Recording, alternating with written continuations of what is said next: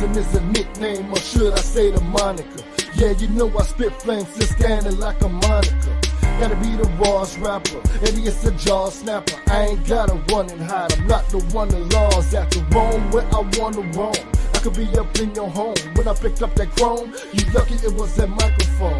You been out my competition, you better stop and listen, cause I'm causing a collision. Spin bars of ammunition, simply no sympathy. Light them up like a Christmas tree, burn them down to the ground. Told them not to freak with me. This is just the introduction, better duck and catch concussions. Get a grip, your throat I'm clutching, kill them off with no discussion. Gripping the mic like a torch, watching it burn, watching it scorch. Every verse I spit with force, and enough mics up in the source. Artists and an arsonist, you dealing with a professional. Father, I have sinned, and this is my confessional. Lord, please forgive me, I need to change, but ain't no mercy in my veins. Burn these rappers, burn them with your flame. You fools should be ashamed. Lord, please forgive me, I need to change, but ain't no mercy in my veins. Burn these rappers, burn them with your flame. The game will never be the same. The rap game is so irrelevant, I am so intelligent. Better give me some room, I'm a mother friggin' elephant.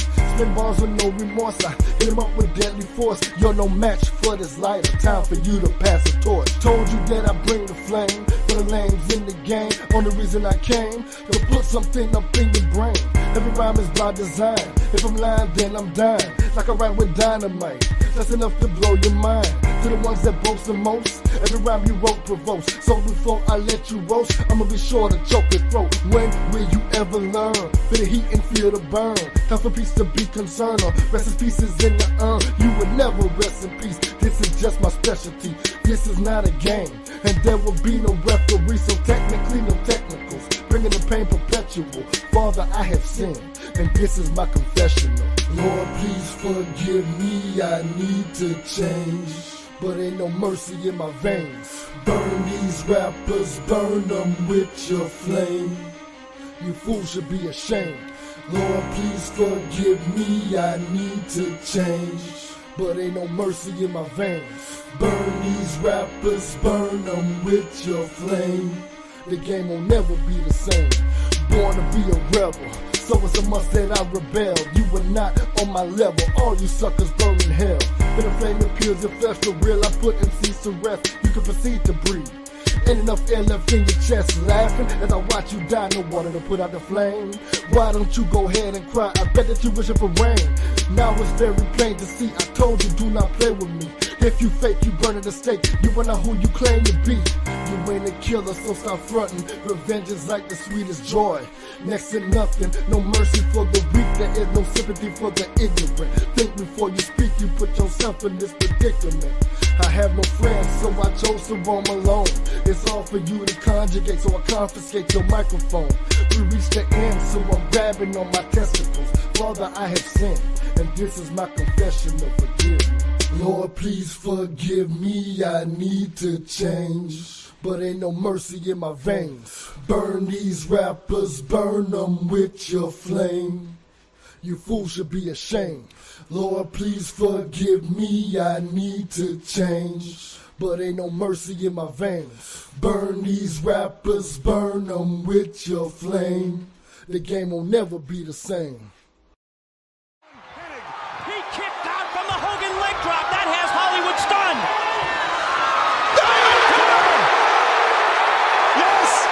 Yes, Malone can use the diamond cutter. And look at Goldberg. He's ready. He's poised. Okay, there's part one. Now finish him off. Finish him off. He's calling for it. This is it. This is it. Your career's on the line here. Do it. Do it. This place will erupt when he picks him up. He's got him up. Oh, hell yeah. 1, 2, 3. Thank you. Climb the ladder, kid. Make yourself famous. I just had an out-of-body experience. What did we just see? What did we just see?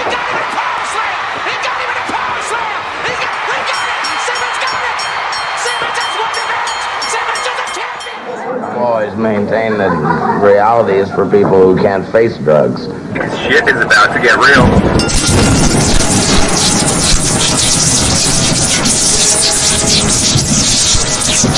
You'll get to see knee deep.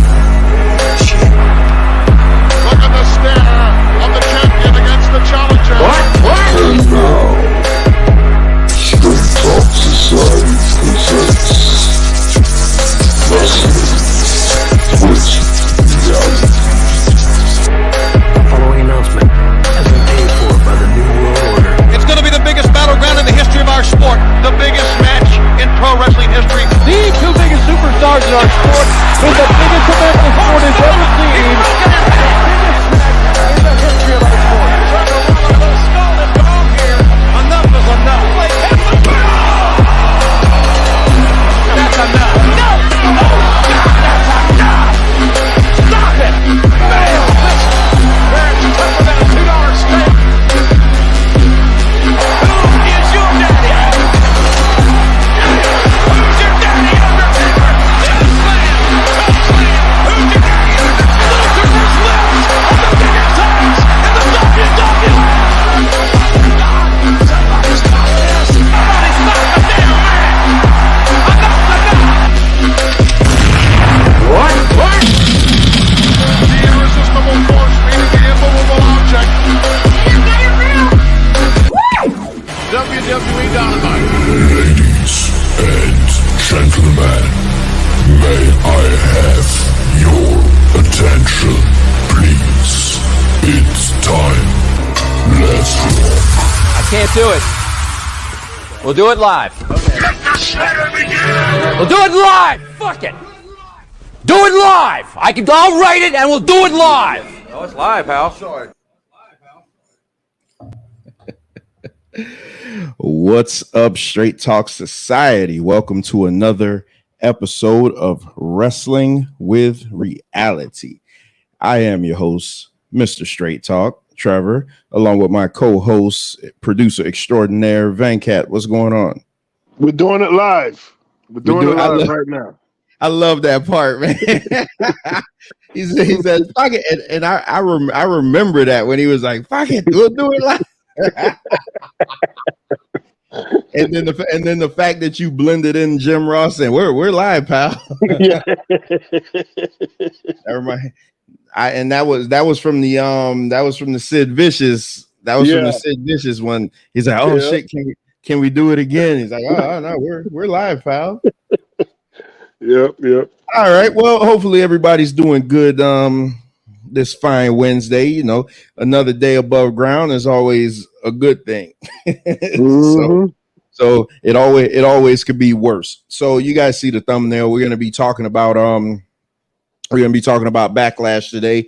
Bones is gonna stop by later just to give us, you know, some news items from outside of the world of WWE.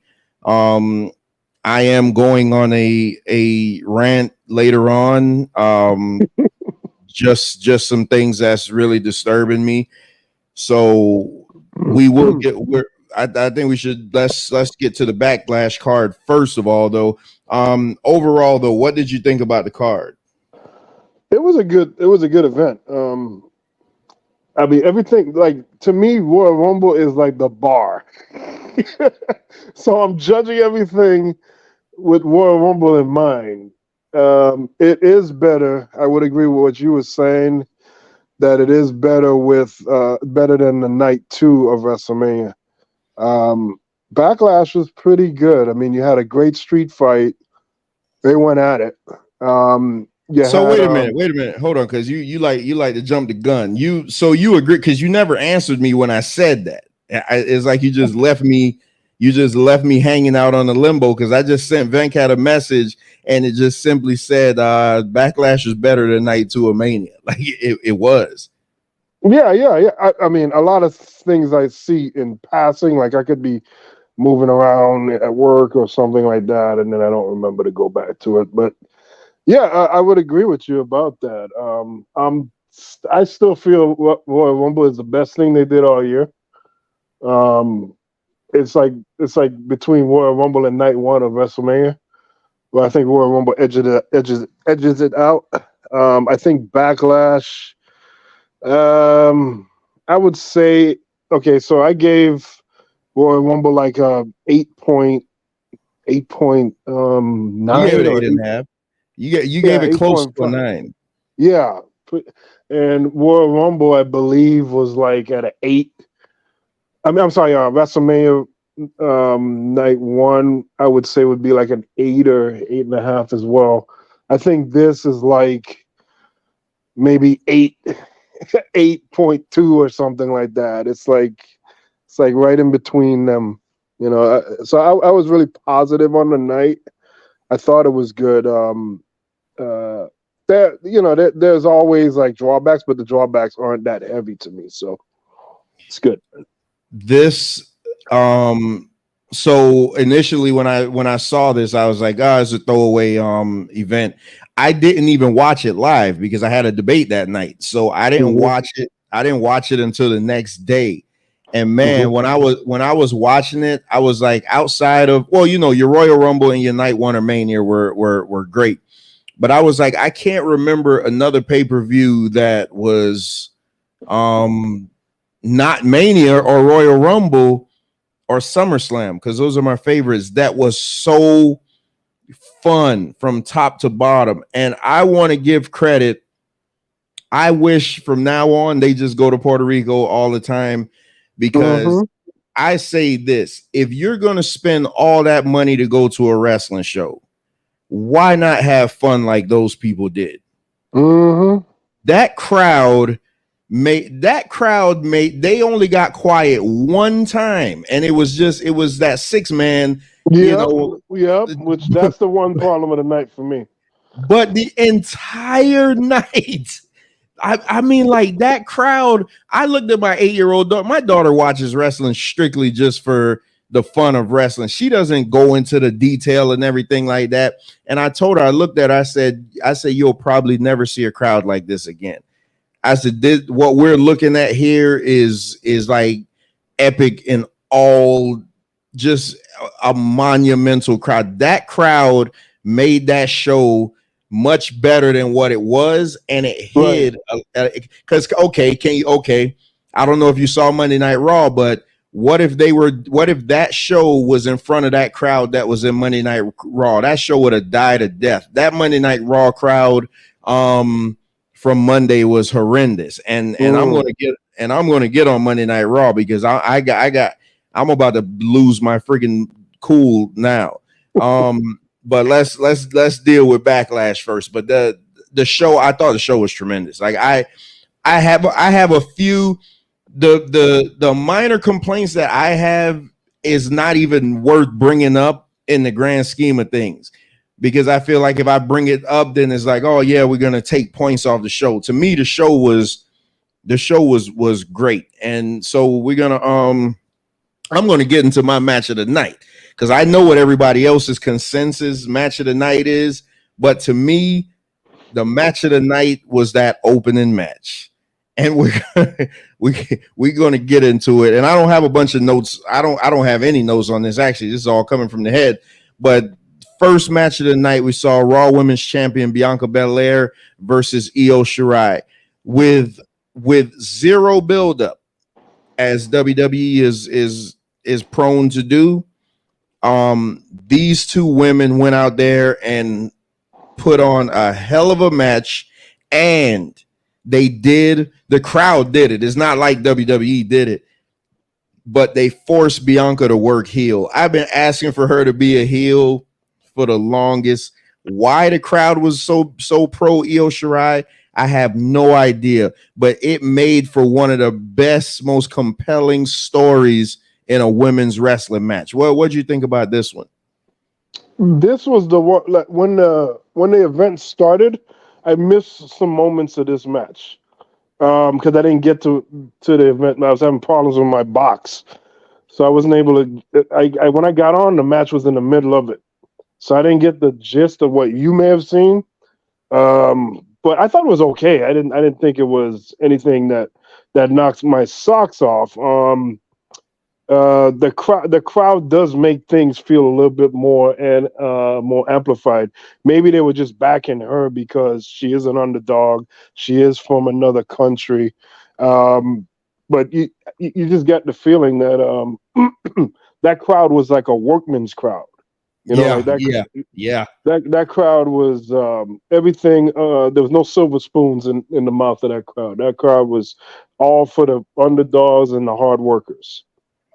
Yeah, that crowd was full of a bunch of us. Like if we were in that crowd, like we're looking at it and we're like, okay, Bianca's been champion forever. Her character is stale.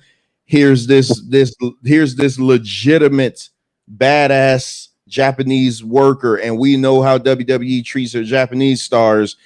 And there was a point in the match where I was hoping they took that belt off of Bianca. I knew they weren't going to do it, but there was a point in the match where I was like, you know what? If they take the belt off of her tonight, is justified, and then she could just chase Io. It wouldn't be a problem. There's a video that my wife took of my daughter. My daughter had for whatever reason during this match, she had a meltdown because she's so used to seeing Bianca dominate everyone. And the fact that Io was hitting her with everything and Bianca was forced to sell. See, folks, wrestling, you had to sell. If you don't come off as injured, why would we believe that anybody's offense is working? You got that. We're going to get into that and what should have been the main event too. You have to sell. Right. That's what it's all about. And Bianca was selling. Io was you got the bigger woman versus a smaller woman. Io was out quick. She was out quicking her, and she was just being smart. She's been in wrestling forever. She should be able to outsmart this superior athlete. But man, my daughter had a meltdown. I mean, this when Damage Control came out at the end, oh my goodness, she had a complete meltdown. And I was just sitting there laughing. I loved it. Yeah, it's a shame the Asian wrestlers don't get the just due because they're like taking it way more steps ahead of America. They're like from an early age, they're like training intensely, learning the craft, developing skills and building their body and mind up for this. So they've been living their whole life for this on a different level. I mean, you see guys that come up like John Cena. He's always been a wrestling fan since a little kid, but John Cena wasn't training like a lot of these Asian wrestlers train in the degree that they do train for this. And it's kind of ridiculous. I got to say some things about the Omos match because it's kind of ridiculous in wrestling how we don't play to the strengths of some of the characters or the people in these matches. And if you got the skill, if you got the size, if you got the power, if you got the technique, if you got what it takes to do what it needs to be done, sometimes a white guy in the back telling people to lay down may not be the best necessary move to make. But we'll get into that later on. So Bianca with this win, she becomes, and they don't really define it what it is, but she's the longest reigning women's champion of the modern era. Whatever the hell the modern era means, I don't know. I don't know. When did the modern era start? Trish was the longest reigning champion, but she was inactive for the majority of that time because they never defended the belt back then. Wouldn't Moolah, Fabulous Moolah, because Moolah, she was champion for a long time, for 10 years, but Moolah owned the belt, so she wasn't going to lose it. Yeah, she was champion for 10 years. I mean, so Moolah, I don't think they count Moolah. I don't know. It's WWE logic. And we're going to get to that later in my rant. I don't know what constitutes as modern era, because God forbid they tell us like, hey, modern era starts from here to here. So they don't do that because they just think we're supposed to know what's going on, St. Louis. So all right, let's get to the Okay, I know you got something to say about this. I think this was the second match of the night. I think I may have my order right. We have Seth freaking Rollins versus the Giant Omos. So go ahead, because I seen your Facebook post. I know what you're gonna say. Yeah. So before I say it, I'll preface it with this. I think Seth Rollins is awesome. I think he's the hottest wrestler, low key, kinda. Everybody's talking about Roman Reigns, everybody's talking about Brock Lesnar and others, but behind the scenes, in a way, first of all, he's captivated the crowd, probably like nobody on the roster, and probably nobody in this generation. John Cena would wish to have the kind of control he has over the crowd like this guy.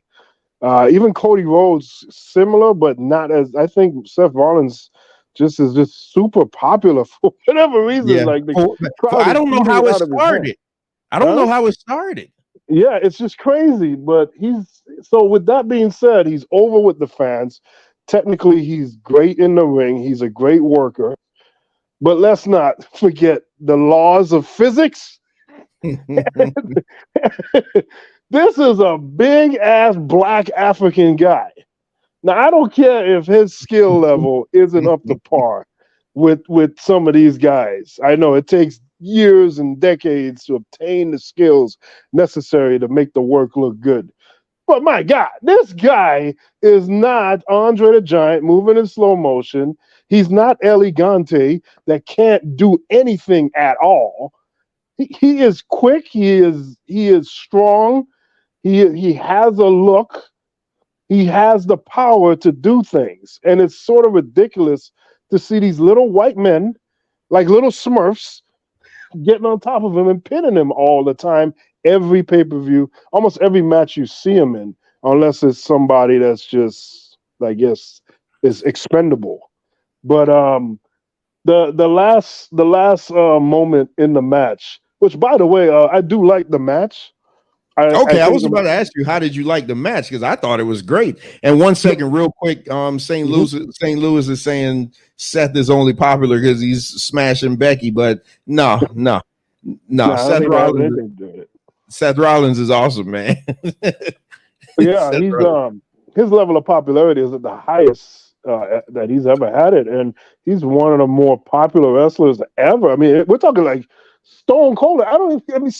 People react to everything Stone Cold does. The what and the glass break. Like, he seems to have like that kind of level of fan interaction and intrigue. But so he's a superstar. But you cannot take this away from Seth Rollins. But when you're going to the ring with this guy here, Omos, the WWE. Okay, we know how they feel about the black wrestlers in the world of professional wrestling. And if you don't have a certain point of leverage, like The Rock or somebody like that, you're going to get stepped on. And it just seems like he's literally getting stepped on, Seth Rollins style. And I don't understand it because, again, he could know nothing at all. But his size you have to answer to that. You have to answer to that power and that size. And I think for him to be bent over at the end of the match, just bent over, and we're waiting for Seth to get up to the top rope, and we're waiting for Seth to come off the top rope. I just thought it was kind of jarring and bad. Like, come on, why are we doing this? And now we're going to pin this guy. He just lost the WrestleMania, and I accept the Brock Lesnar loss. I think that's a guy that I could see legit doing it. Bobby Lashley, maybe, but like, wait a minute. Maybe I would take Bobby beating him over Brock. You think so? Yeah. I mean, I don't know. Every time I just have images in my head of them locking up or moving around, and Bobby Lashley looks a little weaker, I guess, when he's bouncing around with him. Yeah, he is a foot smaller. Bobby Lashley is one of my favorite, if not the favorite wrestler today right now. Like, he's up there for me. But I'm just saying, this guy, Omos, we got to do something. This guy's 29 years old. He's not old. He's not slow. He's not weak. He's not stupid looking. Why is he losing? Is it because he's from Africa? Is it because he's black? Like, He's new into the game, but there should be a level of protection here. You know that I knew going into the match, I'm like, oh my God, they're probably going to make Seth Rollins win by disqualification. That's what I was thinking. No, they just flat out let this guy pin this big behemoth of a man, which is highly unbelievable. And I just don't know. They got to protect this guy because he is an attraction. Do I like his attitude in the ring? I think out of the ring, he seems like a cool dude. But I think in the ring, I think he does a lot of boasting and going on about the crowd. He don't stay focused. He's not a killer like that yet. But that's fine. I'm just saying that Seth Rollins should not be pinning this guy. And if you're going to have a winner, then don't have him face Seth Rollins at this point in his match. He should be like on that run. Hold on. So you're not okay. You're okay with Seth winning, just not pinning him. No, because they're not protecting him. This has got to be a big, bruising, destroying guy. And he is so illegitimate at this point. Fans' eyes will roll. Even though the Great Khali won the World Heavyweight title, they look at Omos like really low, man. And he's not a legitimate contender. He's not any of these things that he really should be. And I don't understand why there isn't he should be undefeated at this point, and his opponent should have been carefully selected to have him at that point, build him up as something big for the future. But they didn't. They just pissed on his career before it even got started, and it doesn't make sense. This is like having Shaquille O'Neal, and I mean, if basketball was fake, you're just wondering what the hell are they thinking? You're just making him look bad every step of the way. So what is going to be like for his future? The only thing I can say is I hope that one day they get it, and I hope they make him go on a Hall of Pain type Mark Henry run. He just starts taking people out, and then he's just on a vicious streak. But until that day happens, if it ever happens, I don't like the liberties that they're taking. It's insulting, really, to a person's intelligence to see these little dwarf guys do these things to this big, gigantic black guy. Well, so I in part agree with what you're saying. Seth Rollins doesn't need to be losing any more matches. This is my problem. This match came out of nowhere. Yes.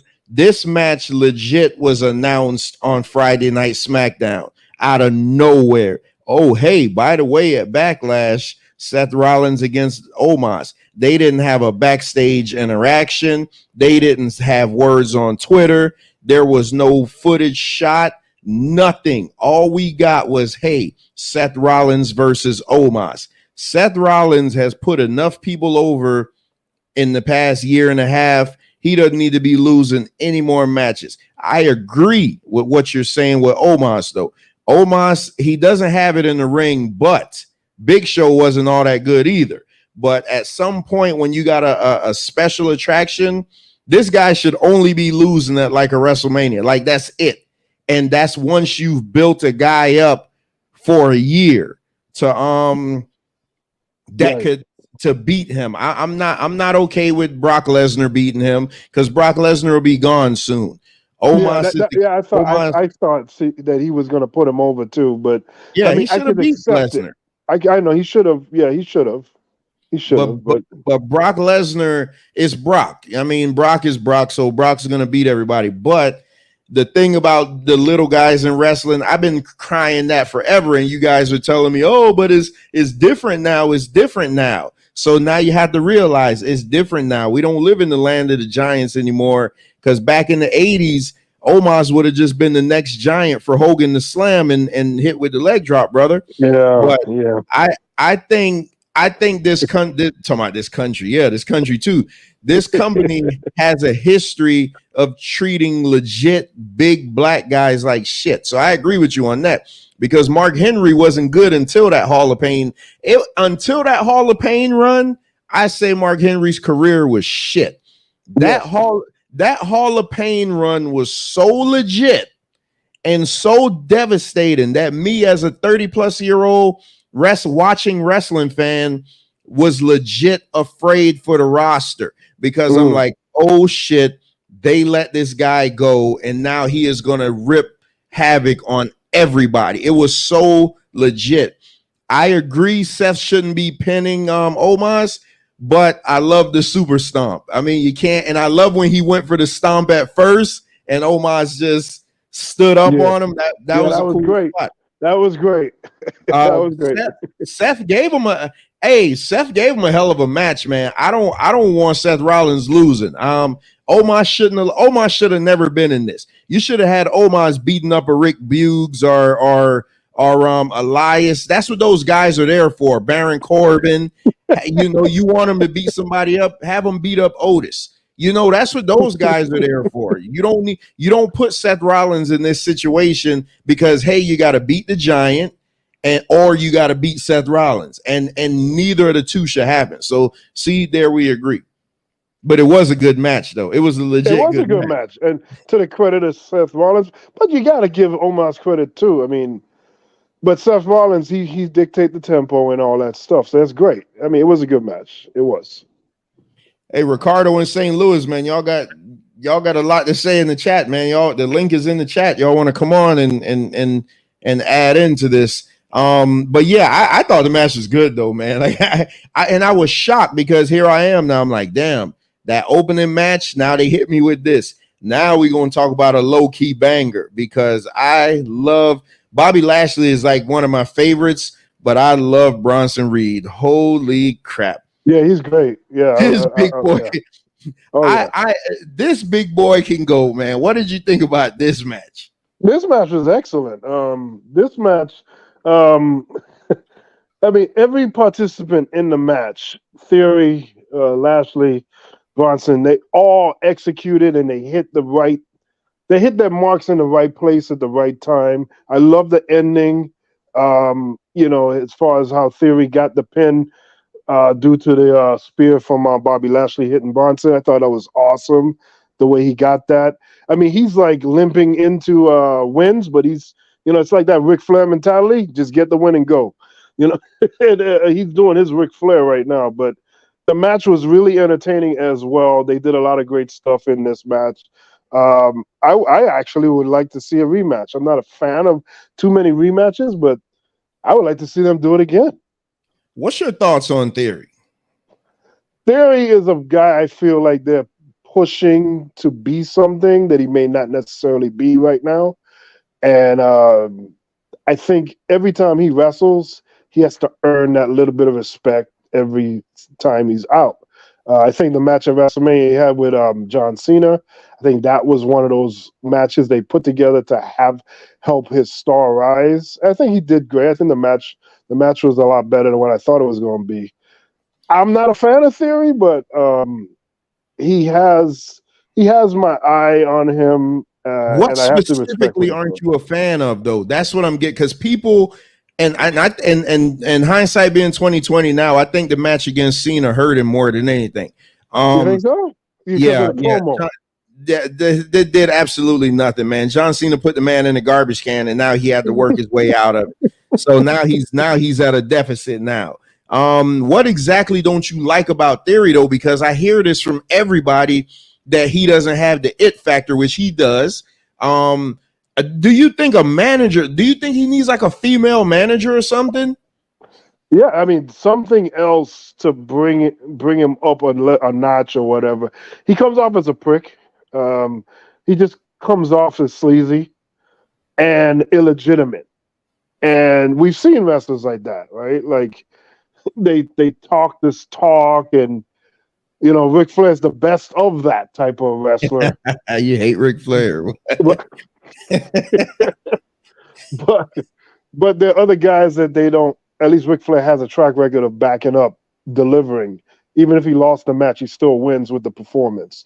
So we're waiting to see Theory. Theory, the jury's still out on him ultimately. But my initial feelings with him is, I think this guy is just a joke, or he's just overblown, and it looks like we're just positioning him to be the guy in about 2 years. That's what it feels like. But and that's the thing. That's what you just said is what I hear every person that reviews wrestling says about him. I don't see it though. Like to me, if you tell me in 2 years Theory was going to be your next champion, fine, I'm okay with. Because I guess to me, like he has the look. He's just missing that one thing. I think if he had a manager, like if almost when Rusev first came to WWE and Lana was doing the Russian gimmick, she made that package. If he had like a manager like Lana or Maurice or somebody like that, I just think it would make him, because you're right. St. Louis wants to join on. All right. What's up, St. Louis? Hey, what's up? I wanted to hop on here for a minute before I start door dashing. All right. Well, he's already a prick, but so wouldn't it be good to just put a blonde with him or something, and it would make the package just a lot better. Like I don't know, man. I think he just needs a manager. I think his issue that he's facing at the current moment is the same issue Triple H was facing early on, where Triple H admitted that he needed to be in a situation in a match that he could show that he has the guts and he's capable of going in the ring. He hadn't had a war or a battle at that particular time. And then Royal Rumble 2000 with Cactus Jack. Oh, yeah. That is what really solidified him on the map. And he admitted that, and he said it outright. And I think that's what is lacking in Theory's career at the moment. He hasn't had that partner to dance with to really elevate him to that next level to where people could take him a lot more seriously. I agree. I agree. What you got, St. Louis? Because I know you got to go soon. Yeah, I just wanted to chime in for a little bit. It's good to see you again and talk to you again, Trevor. Me, personally, I look at Theory as the next John Cena. I mean, he remind me a lot of John Cena when you know how Cena was when he first came. He was real cocky and everything. That's who Theory reminds me of, a young John Cena. And also, too, I kind of see a little bit of the Miz in him, too. Well, you know, when Miz first came, how he was. I could buy that. Yeah. Yeah, how he was real cocky and nobody couldn't stand him. So I see Theory, maybe in a year, I see Theory in the world title picture in a year. I could be wrong, but I can see Theory in a match with Roman. I could see him in a match with Cody. But I do see him as a world champion within 1 year. Mark my words. That man about to get a long title reign with this US champ. He about to get a push.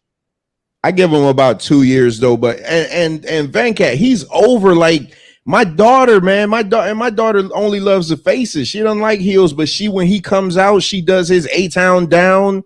I'm telling you, all he needs is a manager, man. You give him a manager, I got him winning the title. I give him about 2 years, and I think the problem is that when COVID hit, a lot of wrestlers were pulling out of the Mania card. So they added him to the Mania card, and then Vince just kept pushing them.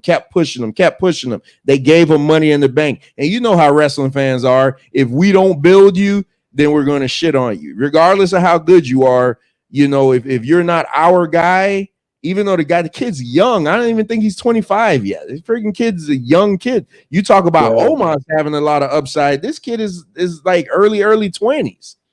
So... Oh, and my last thing on this triple threat, though, besides Bronson Reed just being friggin' awesome, and the tsunami is like just the best when he gets up there, he hits that tsunami. But when he hit that tsunami off the ring apron on Lashley's back, I was like, oh boy, well, you don't want to be taking too many of them moves. But wouldn't Bobby Lashley, and I know this will never happen because somebody told me later the reason why, because I've said for years that Bobby Lashley just needs some facial hair. If Bobby Lashley has some facial hair, he would just be the absolute best, and he should be champion until he retires. But then they told me he had alopecia, so that's kind of impossible. So. Oh boy, somebody's gonna get slapped. Somebody's gonna get slapped. Bobby Lashley is awesome though, man. And these three dance well together. Go ahead, St. Louis. I see you unmuted yourself. No, I was gonna make a joke. Don't you talk about my alopecia. Keep my alopecia pain out your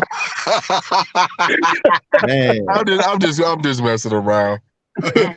So speaking of Venkat, you don't know St. Louis, but speaking of wrestling promos, cutting promos, St. Louis, what's going on, man? You've been on a warpath this whole week, man. What's up? Oh, with this false prophet, it's a that's a different story for a different day, man. I gotta I gotta put this false prophet in check. Oh my goodness, cussing me out, calling me a hoe, some of everything. It's I have to tell you that on another time. Oh Man, I'm looking at this and I'm sitting here, I'm like, damn, I thought I left the drama behind, but now I'm like watching him and I'm like, well, wait a minute. This is a prophet talking like this, you know, to my come on over here and I'm gonna put the fire on you and this and that. I'm like, damn, you talking about pulling guns and you a preacher? right. Like, what we doing here? we got to do a show about him one time, though. But that's a different topic for a different day. But we do need to do one on him, though. The warn Venkat, this YouTube stuff is crazy, man. Like the people over here is utterly ridiculous. The stuff that you hear on a daily basis. So now the next match, okay. I'm a preface this by saying this crowd, when you talk about a crowd making a match, that's what this is. Because this match had no business being as tolerable as it was, but I think it's because of the crowd and the emotion. And that's Zelina Vega challenging for the SmackDown Women's Championship against Rhea Ripley, who towers over her, by the way. Looks like two of her. Yeah, I was really digging this match. I was really buying this match.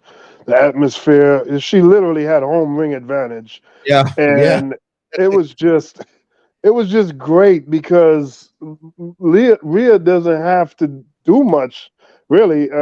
She just needs to just do her regular thing, and Vega just responded well in the ring. I mean, she got a few moves off. You could see the disparity as far as with the size. It really came into effect, and she was able to pick her up, pretty much manhandle her at certain times. But she still got her moves in, and there was like a moment or two. I'm like, oh my god, are they gonna do this? But you know that it's not gonna happen. But it was a great showing. It had a lot of drama pulled out of it. A lot of emotions was in it, and you could feel that. And I even at the end of the match after she lost, I'm like, let's see what kind of crowd this really is. Are they going to give her an ovation, an applause? And they damn sure did that. And that moment would never happen in the previous WWE, WWF, where they were so close-minded and not allowing or opening up the opportunity for people from different backgrounds, different nationalities, different sexes to be able to come in and play a vital role on the roster. So that was like an epic moment right in the middle of this event that's not supposed to be the biggest event of the year. But it was a really legit, cool moment in wrestling. You got two women going at it, legitimately delivering a good match, a good enough match, unlike some of the stuff we've seen in the past where a lot of women matches could be very rough and hard to look at times. But this was a decent enough match. It had the emotion, it had all the passion in it, and we just would never have gotten this in the past. And it just kind of makes me mad, really, because what would have been back then had we had these opportunities. Yeah, I thought the match, I thought the story of the match was awesome with the story and the emotion. I mean, I'm never gonna, confuse Zelina Vega with being a great worker or anything. And I didn't for 1 second think that she would have won that belt, but I love the fact that she had her Sheamus moment at the end. You know, from battle at the castle. Yeah. When Sheamus, even though he lost, he got that respect from the crowd. Like, and that's what it was for Zelina. Like, it was like, damn. I'm sitting there and I'm watching, and I'm like, wow. I said I almost would rather this than to win the title, man. Because I mean, if you win the title, it's legit just for a transition. They may take it off of you the next night, but to have that type of ovation in your home country, man, that shit was crazy. Like, that was awesome. Because if you think about it, right, like a lot of the foreign wrestlers, especially in the 80s, a lot of foreign wrestlers were treated like straight rat trash. I mean, the Soviets, right? The Japanese, the Africans, everybody that was non-American was just really treated like just second-class citizens at best. And for a wrestler, Puerto Rico is a part of the United States, but it's a non, it's a different country as far as speaking wise. And she had that moment, and I thought that was really great. That was a definite upside, and I like the flag thing she came down the ring with. Yeah, I thought that was awesome. It was great. And I thought, yes, we're not supposed to believe that she's gonna beat Rhea, but I was thinking, because I'm still thinking like WCW, like how to, one moment, boom, a guy can win or a person can win, and then later on they'll lose it. But still, it was a good match. I liked it. You there, St. Louis? Yeah, I'm here. I thought she was gonna win because they was talking about how she lost her dad in 9/11. Yeah, when they brought that up, I was like, oh crap, they're gonna do it. Yeah, I thought for sure that Rhea was gonna lose her title, but the respect that Zelina got after the match was over was overwhelming. I mean, she might not get another title shot again, but man, that the mad respect that she got.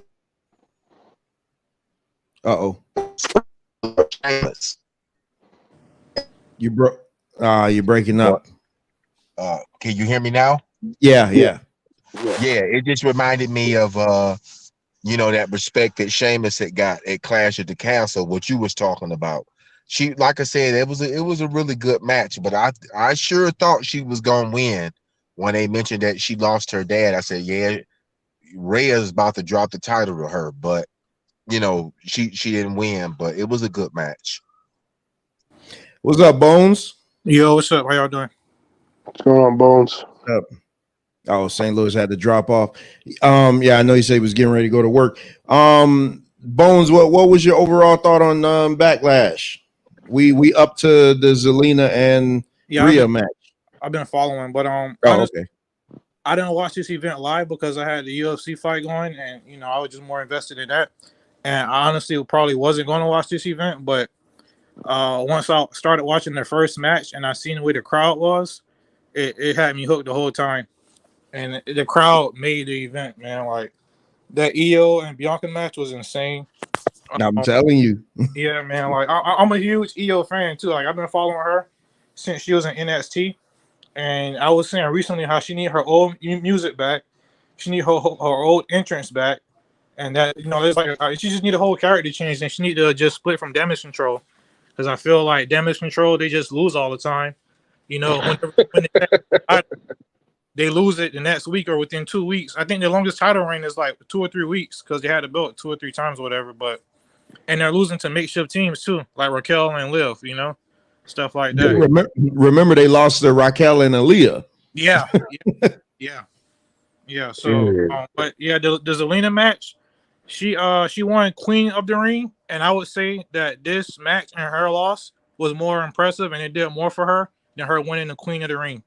Yeah, this was that moment, man. This was like I liken this crowd to WrestleMania 18, Hogan and Rock. The match wasn't good, but the crowd is what made it. Like, they made every single moment count.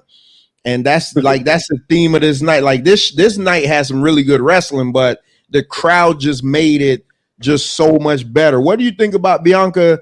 I know they weren't teasing it because they didn't expect this to happen, but for the crowd to be so unanimously behind Io.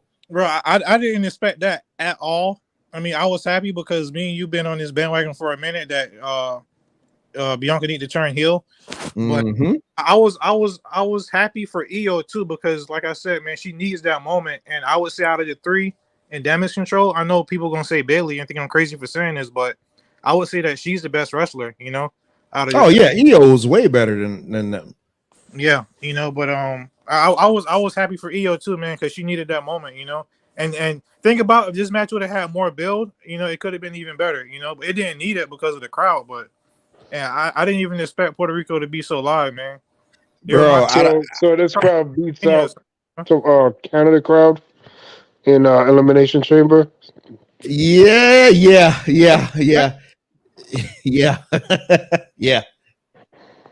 Because that Canada crowd was hot for Sammy. Yeah, this crowd was hot for everybody. Right, for everything. Right. Yeah. Oh yeah. Now you know what? Go ahead. WWE are very good at creating moments, but the thing is, I'm curious to see how they're gonna follow up after that moment and what they're gonna do with Zelina because she's just to like another level. You know what I'm saying? Just wait for the rant coming up. So damn, what the hell else was I gonna ask you? Shit, I forgot. It'll come back to me. But I thought. You guys saw Canadian Stampede, right, in 1997. I thought that was the best. That's the big tag team match. 10-man with the Road Warriors and Steve Road Warriors. Yeah, Austin's team against the Hart Foundation. I thought that was the best. I thought that was the best crowd I ever heard. This crowd at this Backlash was better than that. And you know it's crazy too because I remember the last time they was in Puerto Rico that I remember was New Year's Revolution when they had the Elimination Chamber, and the crowd was. I don't remember the crowd being that live back then, to be honest.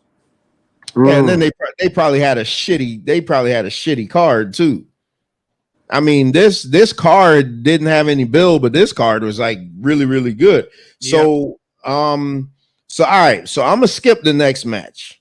What? Because I'm gonna skip the next match because I want to put some time on it. Like it's because I'm gonna bring. Let's talk about the 6-man because the 6-man I didn't have much to say about it. It was what it was.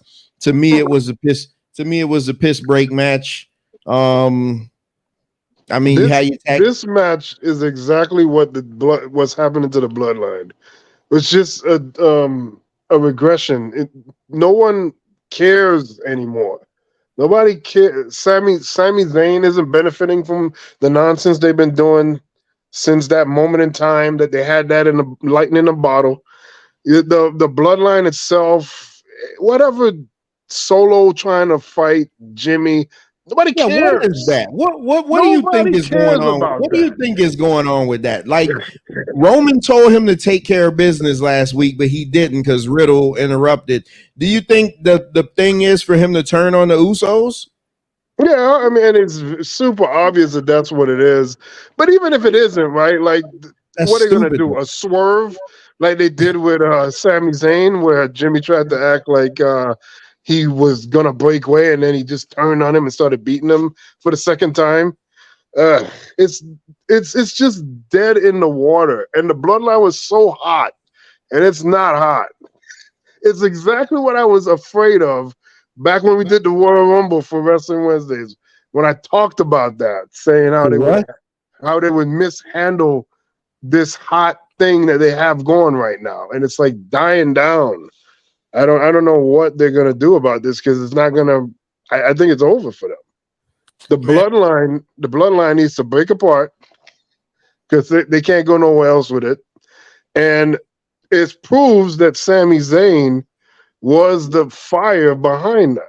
Once the whole situation stopped, slowly but surely, the whole bloodline heat just went down. I don't know why, but WWE, they hate tag teams, man. Like, they hate keeping tag teams together and having them prosper. You know, like they like breaking people up. I don't think the bloodline should break up because it's a bloodline, it's a family, you know. So I feel like it should be for everlasting, basically. Like, they shouldn't break up. They should just, you know, stay. They can have their family issues and stuff like that, but I mean, like, you know, if it's me and my brother, if we in a faction, we're not gonna break up. We may fight and argue and stuff like that and disagree, but I can't see myself turning on my brother. You know what I mean? So I wouldn't want to see that from the Usos and Solo. But I would agree with you though. The bloodline storyline has regressed a little bit, and Sammy and Kevin don't feel as hot. They feel like a little stagnant, and you know, they had a match with Imperium. I would have liked to see that with a little bit more build. You know, that could have been like yeah. And that was a good ass match because Imperium was one of the best tag teams out right now. That was a good ass match. Yeah, I've been following them too since NXT when they had different names and everything, and I love watching them wrestle. The other thing with this 6-man, they were trying to say, you know, some of the YouTubers I've looked at that were just reviewing the event and reviewing this match, and everybody's all hard on what's the smoking UFC guy again? What's his name again? I forgot about Riddle. Riddle. Yeah, they were so hard on him as if he was the bad part about the match, and he really wasn't, because when he was in there, he was doing stuff. The match Riddle is awesome. That's what I'm saying. And you know, the moments that tear it off, mainly with Bloodline members in there, and it just I don't know, man. It was frustrating to watch because the previous match had all this fan interaction and the crowd and all this stuff going on, and then the 6-man comes in, and these are supposed to be the guys that, you know, we are the ones. You're supposed to be the ones that are having the great matches, and they came in and it was slowed down. The emotion, the pace, everything just slowed down to a crawl, and it was just frustrating to watch. Another thing that bothered me too is like small things that WWE do that really bothers me, like when they lie about their attendance records and stuff like that. Oh boy, kept saying it was a double main event. Yeah, and you had Bunny and Damian Priest wrestle, and then you had a match in between that, and then another main event. So that's not really an event. If it's a double main event, it should be back to back. You know what I mean? Well, the match placement was well, we gonna get to that, but to put that match in between, you had to. Because the Bad Bunny Damian Priest match was so awesome, you couldn't have came back with Cody Brock. You had to put a piss break match in there. You had to. I agree, but I feel like it should have been a different match, or I feel like they should have closed with Bad Bunny, because that's what everybody really wanted to see as far as the people that in the stadium. Man, y'all just jumping the gun. I'm trying to produce a show, and y'all just jumping my gun. And yeah, this match, I mean, I've been watching Sammy, KO, Usos, Matt Riddle, Solo in some type of iteration for the past year and a half. I'm done with it. Just give me some new contenders. I love that Imperium versus Sammy KO match. It was awesome. For the couple minutes that they had. Get rid of those stupid ass friggin' double belts. For God's sakes, put the damn belt buckle back on. Take the damn Velcro. The most embarrassing thing that I saw was from Monday Night Raw when Bianca took her belt off and you saw the fabric caught up in the Velcro of the belt. Wow. That made that look so horrendous, and that was the most embarrassing, but that's not the worst thing I'm gonna say about Monday Night Raw. But yeah, I don't got much on this match. It was what it was. It served its purpose. Hey Trevor, I got a question. Do you think they should unify the tag team titles? Aren't they unified now? No, I'm saying pretty much. I mean, is it really though? Because they still carrying around two belts, so I feel like I don't know. Yeah, but they're considered the unified tag team championship. So it should just be one tag team champion because they don't have enough tag teams to supply. You're right. It should be one tag team to go to SmackDown, Raw, and NXT. That's it. One champion goes to all three of those brands and fights those teams. You don't need no NXT champions. Nothing. Yeah, because I was confused because during the draft they called up the two NXT champions, the women's tag champion and the tag team champion.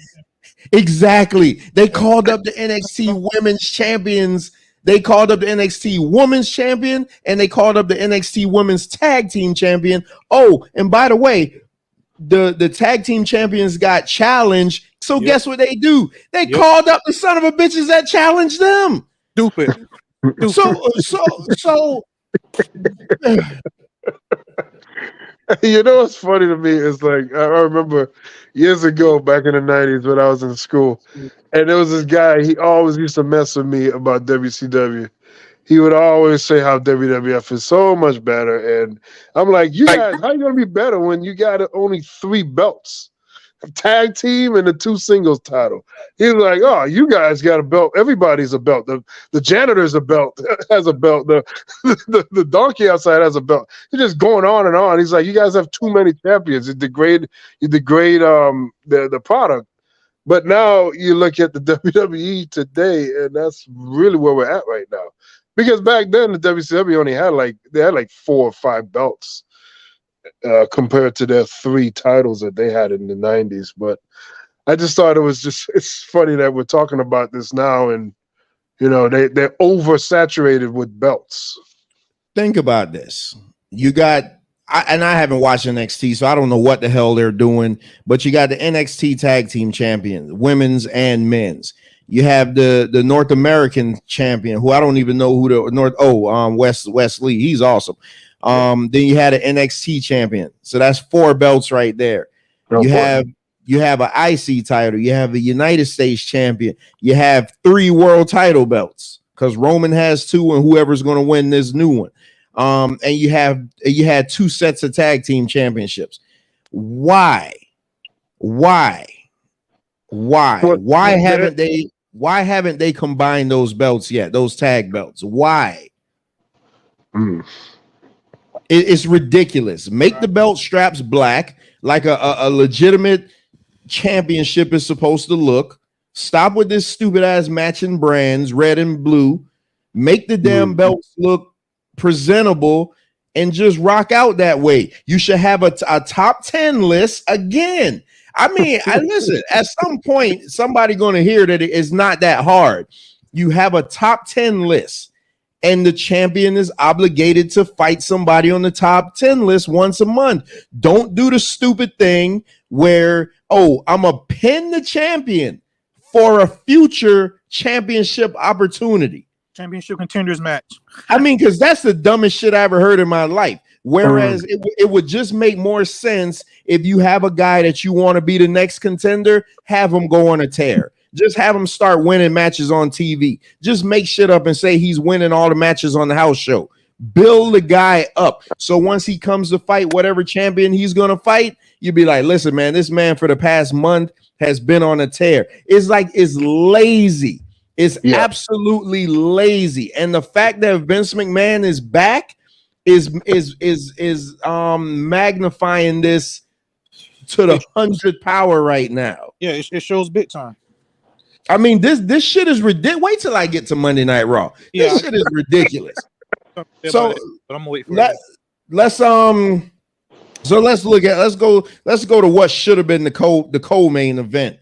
Wasn't a bad match, just shouldn't have closed the show. You had Constellation Cody defeating Brock Lesnar in the in the co-main event, and I thought it was a good match that told a good story. I didn't see anything wrong with it. Just shouldn't have been the main event. It was good. It was really good. And I love the fact that Brock got busted. Blood. There was blood.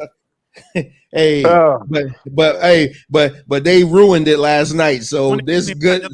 They made a black and white screen. So this fantastic match that I thought was really good, they ruined. They lost all favor on Monday Night Raw. They ruined this angle quick with what they did on Monday Night Raw. It seems like that's a reoccurring theme, huh? That they can't get out of their own way. They step on their own tail. They keep doing this over and over. They'll have something great, like the Bloodline, and then it'll just fizzle like that. So what did you guys think about this, man? I mean, I just thought it was great. I ain't got too much. I just thought it was really, really good. The pin at the end was great. I liked the way that he pinned them. I thought that was great. because Brock does go for that arm bar. Like, I mean, he twists the hell out of your arm a lot of times. So that was nice to see a match end that way. And the intensity of the match with him bleeding, that was great. And, you know, like we said, blood is not necessary all the time, but that was good. And I don't know. I mean, I guess maybe he cut himself too deep, or I don't think he legitimately bust himself open. He must have. Nah, he was gushing a bleeding a gusher there. Yeah. Hey, go ahead, Bones. I like how when the match started, because I wanted to see a fight, not a wrestling match. You know, I wanted to see like a brawl. You know what I mean? So I like how when the match started, as soon as the match started, Cody dove out and did a exactly. You know, so that right there kind of set the pace for the match and made it seem like a more intense match. And I was shocked when Brock started bleeding, and I feel like that added another element to it, and especially because they hardly ever do blood, honestly, on the main roster. I know NXT sometimes you'll see blood, but on the main roster you rarely ever see it. And I think that's what I was. I'm sorry, Bones. I just want to say one thing real quick. That's what I was talking about with the Elimination Chamber, Roman against Sami Zayn. They were just standing there forever, and this is supposed to have bad blood behind it. You saw what Cody did in Backlash. He got right at it. He didn't waste any time because he's pissed about the fact that he got beat down like that, and he still doesn't know why. Brock, nobody knows why Brock did this. It doesn't make sense. They still haven't said it. That's what I was. But that's the appropriate way to handle. You got a blood. Like your blood is boiling with rage. But no, we're just gonna stand and we're just gonna look at each other, and that was one of my pet peeves with that event, that main event, which I did not like. Yeah, I like this match a lot, and like you said, it was real intense. So I was satisfied with it. You know, I went in there and I thought Brock was going to win because I thought they were going to do like a rubber. I thought they were going to do a 3-match series, which that's what it looks like they're going to do. So I figured that Brock was going to get it. And if there was that type of blood, that it was going to be Cody that was going to get busted up. So that was a pleasant surprise to see that Brock was the one that was busted up. What I noticed though during the bleeding is how they handled it different. Normally, the minute somebody starts bleeding, they throw on the black gloves and this and that. The referee kind of waited around like he didn't know what the hell was going on. So I'm wondering if Brock went into business for himself and was just like, hey, this is what I'm going to do. And, you know, screw you. Who's going to stop me? But it did add to an element. And this is what people were complaining about. And this is why, see, people who complain about matches ending like this are the reason why people criticize us for watching wrestling and be like, oh, it's so fake. You should always believe that a wrestling match can end at any time. Right. You shouldn't have to go to a match and know, oh man, he's going to hit like 10 flips and this and that. Then he's going to do Street Fighter moves or Mortal Kombat fatalities. It's like that shit should be able to end at any time. And they told the story. Brock had him beat because Brock had the arm bar, but his own. It was his own not paying attention that he beat himself. And that's basically how the story was. And people are complaining about that, like, oh, Cody didn't beat him definitive. So that was a definitive win. I'm like, so what? Like that was definitive as hell. Yeah, it was a good match. It was a good match. I was kind of nervous for Cody because Brock will take liberties with you. And he was throwing him around pretty good. But yeah, it was. But then we're gonna get into Monday that just completely shit on everything that they did here. But yeah, I mean, I don't have much on it. I thought it was really good. Cody's been hitting on all cylinders since he's been back. Curious to see what this rematch is gonna be because they're billing it as a fight. They're not billing it as a match. So I don't know if it's gonna be a street fight or what. I think it's just being billed as a fight. I think it's gonna be like an unsanctioned match or something like that. And, okay. I still got a question as to why all this is happening because we never got an explanation. Really, didn't get an answer Monday either. That's the one that really bothered me. That later. Your Monday Night Raw. They damn sure didn't tell us Monday either. So, all right. We don't know what's going on here. So let's get to the main. Let's get to the main event. Way. Hey Trevor, yeah. First, what's up? I think the Friday after Cody got attacked, Wade Barrett did try to justify it on commentary by saying that Brock must be upset because he opened WrestleMania night 2 and Cody finished, that night. So that was the only kind of justification. But shouldn't Brock say that? Shouldn't he say, I should have been in that main event? That was my slot. You know what I mean? Shouldn't he say that? I agree 100%. I think it's stupid. That's what Wade Barrett said, man. I think I heard Corey Graves say that Monday night too. Like he tried to salvage it, but the damage is already done. Yeah. I asked him, my wrestling, just give me a reason. Just make the shit make sense. The match isn't going to always be good. You aren't going to always get a Ricochet match, but just make it make sense. That's it. Yeah. Just make it make sense. Yep. And you got all these writers, and nobody could stand up in the middle of the room and say, "Hey, we haven't explained this. This shit doesn't make sense. What's going on here?" Like, it's ridiculous. It's the Vince factor, man. They're not gonna stand up to Vince like that. Yeah, no, Vince needs to get the fuck on, man. Seriously, that's your guy. I was really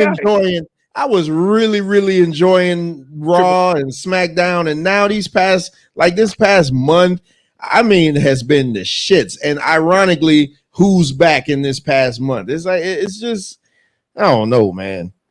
All right, let's get into this main event. I'm gonna tell you this: I didn't know what to expect in this match, and I knew it was going to be overbooked. But when I tell you, this was one of the most enjoyable things I watched in a long time, and I'm gonna go back and watch this again probably tonight. Mm-hmm. This shit was enjoyable. And when Bad Bunny came to that ring, nobody could tell me they heard a pop like that before. Venkat, you could try to Road Warrior it all you want. Nothing compared to that pop when he came to that ring. Nothing. No, Benjamin. No, I'm saving that one for last because to me that was the real main event. What? Somebody in the chat said something? Yeah, he's saying that we forgot the Bad Bunny and Damian Priest. Okay. Yeah, no, this is the real main event, so that's the one we're going to now. Yeah, I'm like you, Trevor, as far as like didn't fully know what we were gonna get here. I did feel that the match would be good, just because Bad Bunny had delivered, and Damian Priest was there with him at the WrestleMania, tagging up with him, and he did good enough there. I don't think Damian Priest is that great, but he obviously is a lot better than what we've been seeing with him in the Judgment Day. He's really good. Have you watched any of his NXT stuff? No, I didn't say anything. I only seen him in the main roster, but I feel like he must be a way better, kind of like one of those guys sitting on the bench in the NBA that could light you up for 50. Yeah, just that you don't get playing time. That's what this feels like, because it was excellent as far story. One thing, there's moments in that match I'm not sure all the way if that was supposed to be. You know, his leg injury seemed to be like a real problem for him. It wasn't. It seemed like the way he was pleading. The way he was pleading was so perfect, and he committed throughout the match to his leg. Even I saw. What's that? He sold the leg. He sold it. Yes, he committed to that fully. And then I saw a highlight on YouTube from Monday Night Raw. And he was hobbling on his leg again, 2 days removed from the event. So, he did a great job with the match overall. I don't know if he was probably the one calling a lot of the spots maybe in the match, but I got a number of great things to say about him. And, he's the bad guy in the match, and people are going to overlook him. We're all going to talk about Bunny this, Bunny that, Bunny that. But, I'm looking at him first because I think he really pushed the match in a direction that felt believable and unexpected. And that's the element that's missing in wrestling a lot. Some of these matches feel like they just going through the motions, but this felt like, oh God, what is going to happen? I'm not really sure all the way now how this is going to end up. So I really enjoyed it. Yeah, bro, I like Damian Priest has been Punishment Martinez been around for a long time. I think he's damn near 40. And this was his WrestleMania consolation prize because he was the only member of the Judgment Day that didn't have a WrestleMania match. Mm-hmm. So I think they promised him this ahead of time, especially that they knew they were going to Puerto Rico. And again, this is why I say storytelling is so important. He obviously is the bigger man, and he showed it at the beginning where he was just dominating Bad Bunny. And instead of beating him quick and going home, his arrogance gets the best of him, and he lets the guy up. And Bad Bunny, this scrappy underdog, is fighting from behind, and then you still can't fathom him beating him. So then what does he do? He misses the kick and kicks the leg post. Like, I never saw that where a guy did a big boot to the ring post. That was a good spot. I hope I don't start seeing it a million times now. Oh, you will. Yeah. So it's like, oh, what does calling spots mean? Just watch any John Cena match. You'll hear him. You'll hear him. He'll be like hip toss, hit the rope, back body drop, flat back bump. He just it's ridiculous. He calls spots so damn loud. But yeah, Damian Priest absolutely had to call this match. The heel normally calls a match, and especially with his experience factor. But the part that popped me the most is when Carlito came out. Yeah. Oh yeah.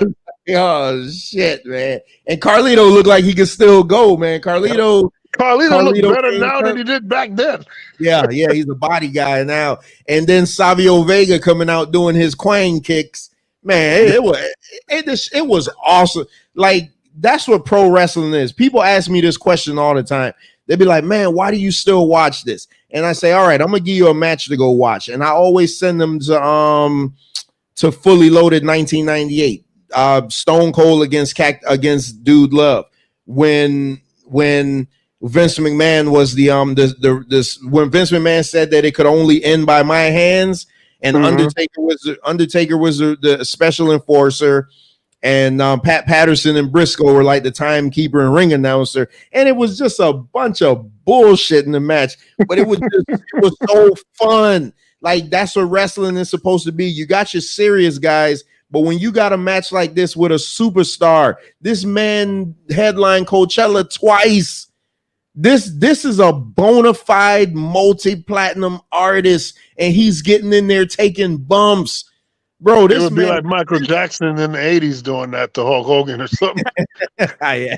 This man committed to the damn match, and that's what made it tremendous. But when I'm telling you, man, that pop at the beginning and that wasn't the Booker T song, that was a different song. I don't even know what song that is. But when the first chord hit on that, and they showed him walking from the back, and that crowd, I love the sing-alongs. When the crowd started singing it, and I'm sitting there getting hype, like, damn, I'm just sitting there getting so hype, and you got my daughter just dancing and everything. Like, that's what wrestling. If you're gonna go to a wrestling show with me, you got to be like that. I can't stand the guy that's boring, and that's ridiculous. That match was fantastic, man. And the way the Cody Brock match ended, this absolutely should have main evented. It should have, and I love the Cody Brock match, but this should have main evented. Yeah, by default, this should have been in Puerto Rico. I mean, this should be the last match. This should have been the very last thing we saw. This match had like a personal connection for me because Damian Priest, his Ring of Honor debut before he even came to NXT, I was there at War Memorial Auditorium. Oh shit! And he was Punishment Martinez, and I remember when I first seen him, he didn't even have like an entrance music. He just walked through the curtain, and he had like a jobber match against. Oh wow! Yeah, it was a handicap match, and he just fought like two jobbers and beat them. But the moment he walked through that curtain, me and my brother looked at each other. It was like, damn, I don't know who this guy is, but he gonna be a superstar. You know, and like back then he just had like shorts, so it was like he was just covered up in tats or whatever. But and also I was at WrestleMania when him and Bad Bunny teamed up, and out of all the matches, when Bad Bunny came out, he got the biggest pop of the night. And it was like I'm just looking at people because I'm not a Bad Bunny fan. I don't know his music or nothing like that. But I'm just looking at everybody around me, and people are going nuts just looking at Bad Bunny. And when he hit that Canadian, well, I guess it'd be a Puerto Rican destroyer. You can destroy did that, man. Like my friend next to me, he was like, everybody was just going nuts. I almost fell over in my chair because people next to me was just going nuts and everybody pushing everybody over. You know what I mean? And then so to see this match and see them fight each other, it definitely should have been the main event. And I'm a huge Damian Priest fan. He definitely should be he is a superstar in the making. And this was a moment for him. And I feel like they also followed it up Monday night by having him in the world title picture. So we gonna get there. We gonna get there. But props to Bad Bunny. I know Logan Paul been getting a lot of shine for his celebrity matches and stuff like that. First it was Pat McAfee, then it was Logan Paul, but Bad Bunny, man, like he the real deal. And we need a Bad Bunny Logan Paul match. I was just about to say that. Logan Paul is better now. Let's not get it, but Bad Bunny is tremendous. Yeah. It's okay being 1B. Like this is okay. Well, some wrestlers are saying that Logan Paul isn't that great. That it's Shawn Michaels that's rigorously practicing him. He only had like 4 or 5 matches at best, and they're going it over like for hours and hours and hours. Well, Macho Man DDP, that's what you're saying? Yeah, but like no professional. The plight that I was hearing, somebody said, I was just watching it the other day. They were saying, well, if you had all these top people like Shawn Michaels and Hall of Famers just telling you what to do for hours upon hours, and you had no matches to wrestle the very next night and the very next day after that, and you know he's like not doing a real wrestling experience. He's one specific, so he looks really good. That's what they're saying. I like Logan Paul. I like what he's done, but to say that if he was on the main roster wrestling like those guys, would that hold up? I don't know. I don't buy that at all, man, because you could tell somebody how to do something to your damn tongue falls out. They still got to be able to go out there and make the shit look believable. This guy does a buckshot lariat better than Hangman Page. I mean, come on, man, bro. This guy's frog splash is looking like Art Barr. Like, bro, Logan Paul is, when he first came in, I was like, why? Like, why are you guys bringing these outsiders in, man? But I have been pleased with him and Bad Bunny. Like, Bad Bunny is awesome. I mean, I wouldn't expect Bad Bunny to go do a regular catch can match, but for what he does, he comes in, he hits his spots, and he does it. He doesn't embarrass himself, and he doesn't embarrass the business. That's a better a better representation to me, is that you could tell that he loves it and he goes in there. This man is a multi-platinum recording artist. He ain't got any damn business to be in this wrestling ring. No, so that proves how much he's into it. Yeah.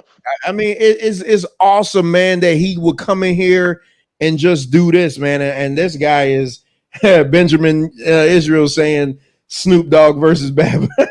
Oh God, not the ugly people's elbow. Oh my God. And that frog splash he did in AEW too. Oh shit. Oh God, no.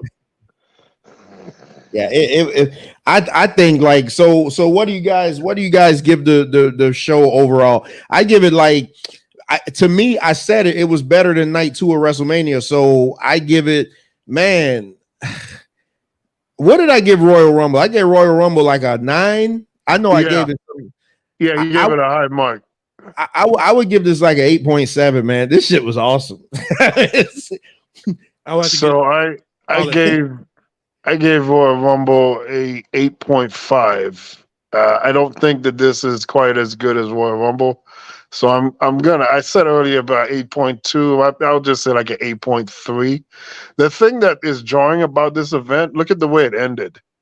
What the hell was that?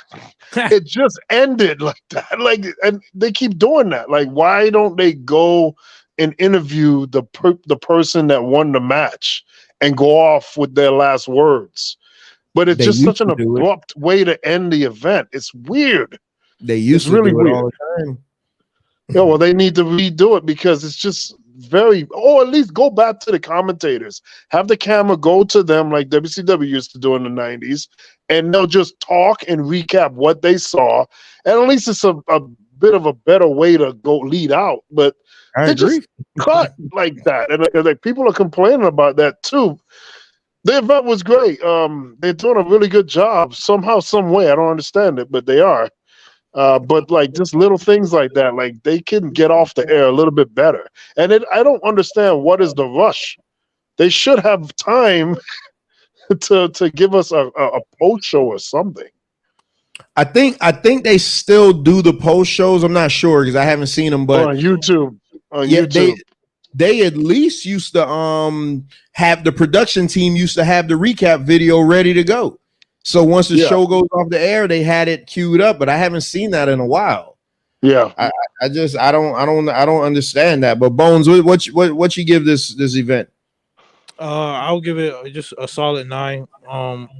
The Bad Bunny match should have been a main event, I would say, and I really ain't got no complaints about it. The crowd made it better than what it was. Yeah, that crowd is I can't stress the crowd enough. The crowd made that SmackDown before this so hot. I'm not sure that SmackDown show was any good, but that crowd made that show so good. Like I'm watching it, I'm like, man, this is crazy. All right, so Solar's probably gonna be going live at any moment. So let's Bones. What word? We need some news from around the world outside of WWE. All right. Usually I give New Japan news, or AEW is real kind of mainstream, so I'm not gonna talk about AEW, but there is something that's real interesting. Oh no, if you got news about AEW, I haven't been able to watch them in a while. So yeah, go ahead, get that out. Basically, for AEW, they're having the 4 pillars. It's official. They're having the 4 pillars for the main event for Double or Nothing. So that's pretty interesting. But as far as is that the Wembley Stadium show? No, that's not the Wembley Stadium show. But I want to get into it's Double or Nothing, right? Yeah. Yeah, the 4 pillars are Double or Nothing. Yeah, the Wembley Stadium show is all in or all out, I believe. Okay, all in. All in two. I believe usually I don't talk about MLW, and I've been following it every Tuesday. And low key, MLW is pretty good. They got Leo Rush, he in there, and he having a feud with Lince Dorado, which is pretty good. And the main thing that's going on right now is a new faction debut called the Calling, and it's Raven. Raven came back, but Raven's back. Yes, but he's like a manager, right? He's not a wrestler. Exactly, that's the thing I love about it. He's over. He's there to put over the younger talent. He's not wrestling at all. He's just talking and managing. And he come out to the ring and he'll sit in his little corner, or he'll sit in the chair at the ramp or whatever. But they got a guy called Akira who's part of the faction, and he has a style called death catch wrestling, because he's a catch wrestler and he also does death matches. So his style is like very technical, but he incorporates like a lot of brutal, hardcore element, like stabbing people in the head with forks and stuff like that. And he got a pretty light bulbs. Yeah, light bulbs. Yeah, but he hasn't been using the light bulbs much. But yeah, I just really like the faction, and I like the way they're using the older talent to help promote the younger talent. Because too many times you got the older guys come in and they take shine away, and they're taking up too much time, and that's the problem I have right now with AEW, because they hired Jeff Jarrett to be a producer, or he's in charge of their live shows basically. But at the same time, he's on TV wrestling every week. Didn't he just win a title? No. The show I went to a few weeks ago, he fought Orange Cassidy for a belt. But no, he fought Orange Cassidy for a belt a few weeks ago, but he lost. But still, like he shouldn't be wrestling and taking shine away. You know what I mean? I feel like he should be, just doing his role backstage and being a producer and staying as a producer instead of wrestling. He's in good shape right now, though. Yeah, he's in real good shape. He is in good shape, but when you already got a loaded roster and you already got talent, why not have Keith Lee wrestling for a belt? Or Where's Miro? He's still around. Where's Aleister Black? They still around? So yeah, absolutely. That's another thing too. Aleister Black, he got a faction called House of Black with Buddy Matthews and I can't think of the guy's name right now. But they have a faction going called House of Black, and they have the Trios champion right now, the Trios championship, and they have something called House Rules, where Brody King is the guy name. They have something called House Rules, where it's a 20 count on the outside of the ring instead of a 10 count, and also is no submission. I mean, no rope break. There's no rope break. So they're establishing like their own little set of rules, to defend the belts, the Trios belts. But Miro isn't around, and that's one thing too I'm upset about. So I saw a picture. I don't know if it's true or not. I gotta make sure that because Lana was in the audience at she was at Backlash, but there's a picture of her being on the beach with Damian Priest. So I'm wondering, like, because I'm not gonna have my wife out on the beach sitting there with another dude with her boobs out. But I wanted to say this, Benjamin Israel, if you ever want to hop on the panel, man, you can. We here every Wednesday talking about wrestling, because I know you guys love it. St. Louis was on the panel earlier, so if you ever want to come on, feel free. But but back to the whole Jeff Jarrett thing. I mean, it's my what happened to Van Cat is my argument with Sting. Like, oh no, go ahead. Is my argument with Sting, like, why are these old guys still taking up space? Like it okay, but Sting is a different story, because Sting, even though he's almost there every week, he's there in the manager role, and he may wrestle once every month, once every 2 months, and that's it. He's not wrestling every week. And he also said that when he came back, he's not wrestling for a belt because he don't want to be in no title picture. He's there to help put over Darby Allin, and I respect that. Yeah, I don't think these old guys. I think these old guys need to just take backstage roles. Okay, so they brought Big Show and Mark Henry in. What are they doing with them? What is their purpose in the company? Big Show is strictly backstage, and he's a commentator on Dark. And Mark Henry, he's he got like a little commentator role on Rampage, and he's backstage too. So they're not on screen really. So they're employees then. So they're probably getting a hell of a benefits package. So also, one thing, Mark Henry is working with Will Hobbs, one of the guys there, Will Hobbs, Powerhouse Hobbs. Yeah, so he helped him get him right too, behind the scenes. So I wanna get to this because what's up, Michael? I want to get to this because. And you the perfect person to ask on this, and I promise I'm gonna get to my raw rant real soon. Trinity Fatu just debuted in Impact 2 weeks ago. So let me say this: Trinity Fatu, beautiful, one of the most beautiful women ever to set foot in wrestling. Agreed. Tremendous, like natural, beautiful woman. Trinity Fatu is not good. So, I mean, at some point, we're going to have to stop riding Sasha's coattails as being just Sasha's friend. And now she's going to be in a women's division that I heard is really, really good.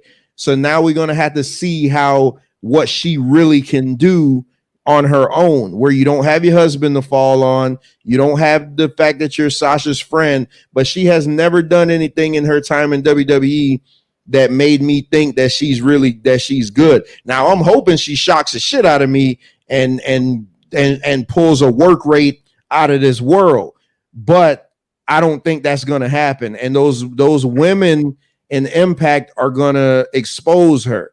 I mean, because when your best move is a move called the rear view, you're not really that good. and now it's time. It's time that she's gonna have to like shit or get off the pot. I mean, because she doesn't have Sasha, she doesn't have a tag team to hide in. You know what I mean? Like she's gonna have to step up. And speaking of Backlash Banks, the women over in China, the women in Japan showed her that she's really not that good. She lost.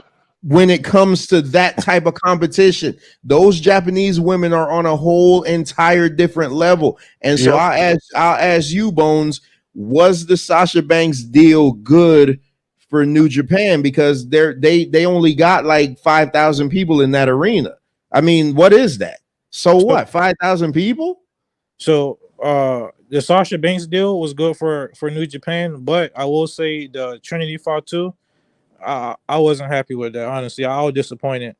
I would have rather her just go back to WWE than to go to Impact, honestly, because number one, like you said, I would disagree with you. Like she has done stuff in WWE. You know, she has won belts and she is pretty something. What's her best match? I can't think of it off the top of my head. Exactly. What's Bianca Belair's best match? You can name a Becky Lynch match. Exactly. The one from WrestleMania. Exactly. You see what I just did there? But that Bianca Belair is a whole nother level though. She's not even in her class. But man, like you said, even though Impact isn't, like the best wrestling promotion, they do have a real deep and stacked women's division. Like Deonna Purrazzo, she real good. But I think that she should have either went to New Japan or went to WWE. Do you think she let Sasha big her head up to make her think that like Sasha's like, see how big of a star I am outside of WWE? You could be the same big star. And I'm telling you that she can't unless she starts to rip the run, because when they were at those runway things, it was Sasha that was doing the runway. Bianca, I'm talking about Bianca. Trinity is a million times more gorgeous than Sasha. So let's just get that out there now. So she could grace the cover of anybody's magazines and things like that. But just when it comes to wrestling, and that's all we're talking about, she has not shown me anything in her time in WWE besides that she could dance. Yes, Michael is saying she's athletic, but what the hell does that mean? We're talking about work rate. You're going over to Impact. I haven't watched Impact, but I heard Impact's women are tremendous. You're not wrestling what's the lesbian girl? Oh God, what's that lesbian girl's name? Bones, the one who was with Mandy Rose. Oh geez, now she's with Chelsea Green.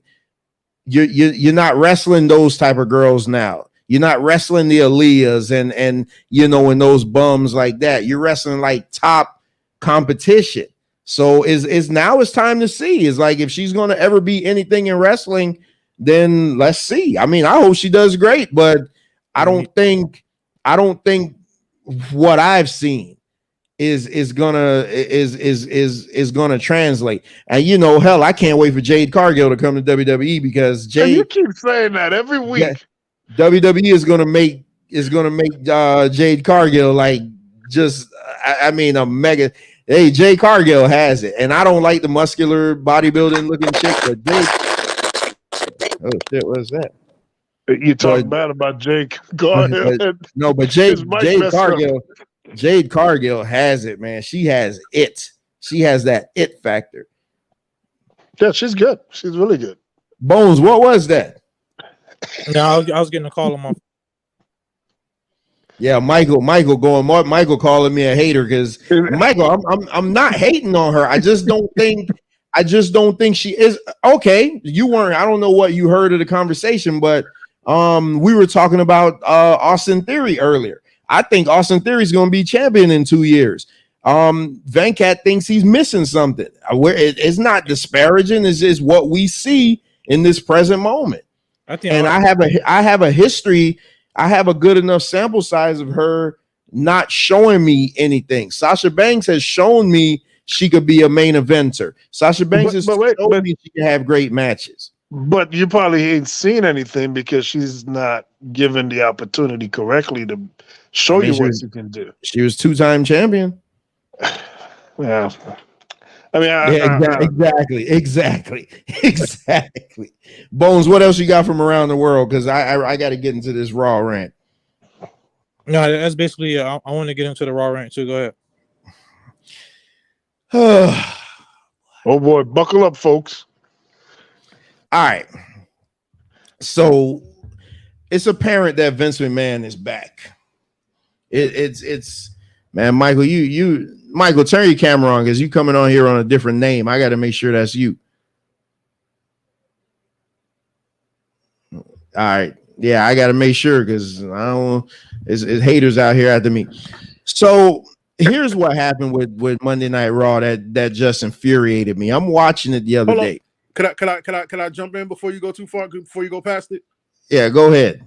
All right. First off, let's be clear. Only the horsewomen and the two champs right now have gotten any kind of push in this age of real quote unquote revolution of female wrestling. Everything that happened before when they were the divas and the back, all that foolishness, that's not even real. That was just a bunch of women in tights jumping around, and that was like going to the circus. That wasn't real wrestling. We all know that. Since it's been real, since they brought the 4 horsewomen up, they have not pushed Trinity at all. She has got nothing. WWE wastes. Look at all the women that came through that were fantastic, that were wasted. Up until now, it was just, what's her name? Trish and Lita. And then they sprinkled a little bit of CM Punk's husband in there. I mean, CM Punk's wife. They sprinkled a little bit of her. And then they were like, oh, we got, what's her name? Her name is Saraya now. What's her name? Paige. And then they got lucky with Paige. That's it. And they pushed Paige. They didn't really push CM Punk's wife like they could have. She just got it from the bottom. Like she was just so popular and popping, and they loved her character. They couldn't stop her. But look how they wasted what's the little blonde girl that was playing with the Fiend? Alexa Bliss. Look how they wasted Alexa Bliss's put. She was killing it before she jumped with the Fiend. Then she killed the character so hard they act like the Fiend didn't exist. And then next week, she right back to being blonde again. They don't know what, bro. Vince McMahon is trash at women. Wait a minute. You gonna stay here and make a case for Alexa Bliss? I'm saying Alexa Bliss had skill. Okay, I just want to make sure that's what we're doing. That's what I'm saying. I'm saying she had skill, and she got a bigger push than Trinity, who is 15 times as athletic, and I believe a better wrestler. Trinity, do you really sit down and think that Trinity came up with the rear ender? You really think that's what she wants to be her finishing move? You really think she want to push her cheeks? There's only one person in the world that want to push their cheeks in people's faces, and that's her husband's daddy. That's it. That's it. And he made hella bread off of that. That's it. She didn't want that to be a finisher. Idiot Vince thought it was funny. He thought it was cute. He's like, ooh, look how she shaped when she does the healing toe. That'll be her move. Yeah. You know how he is, his weirdo self. That's on him.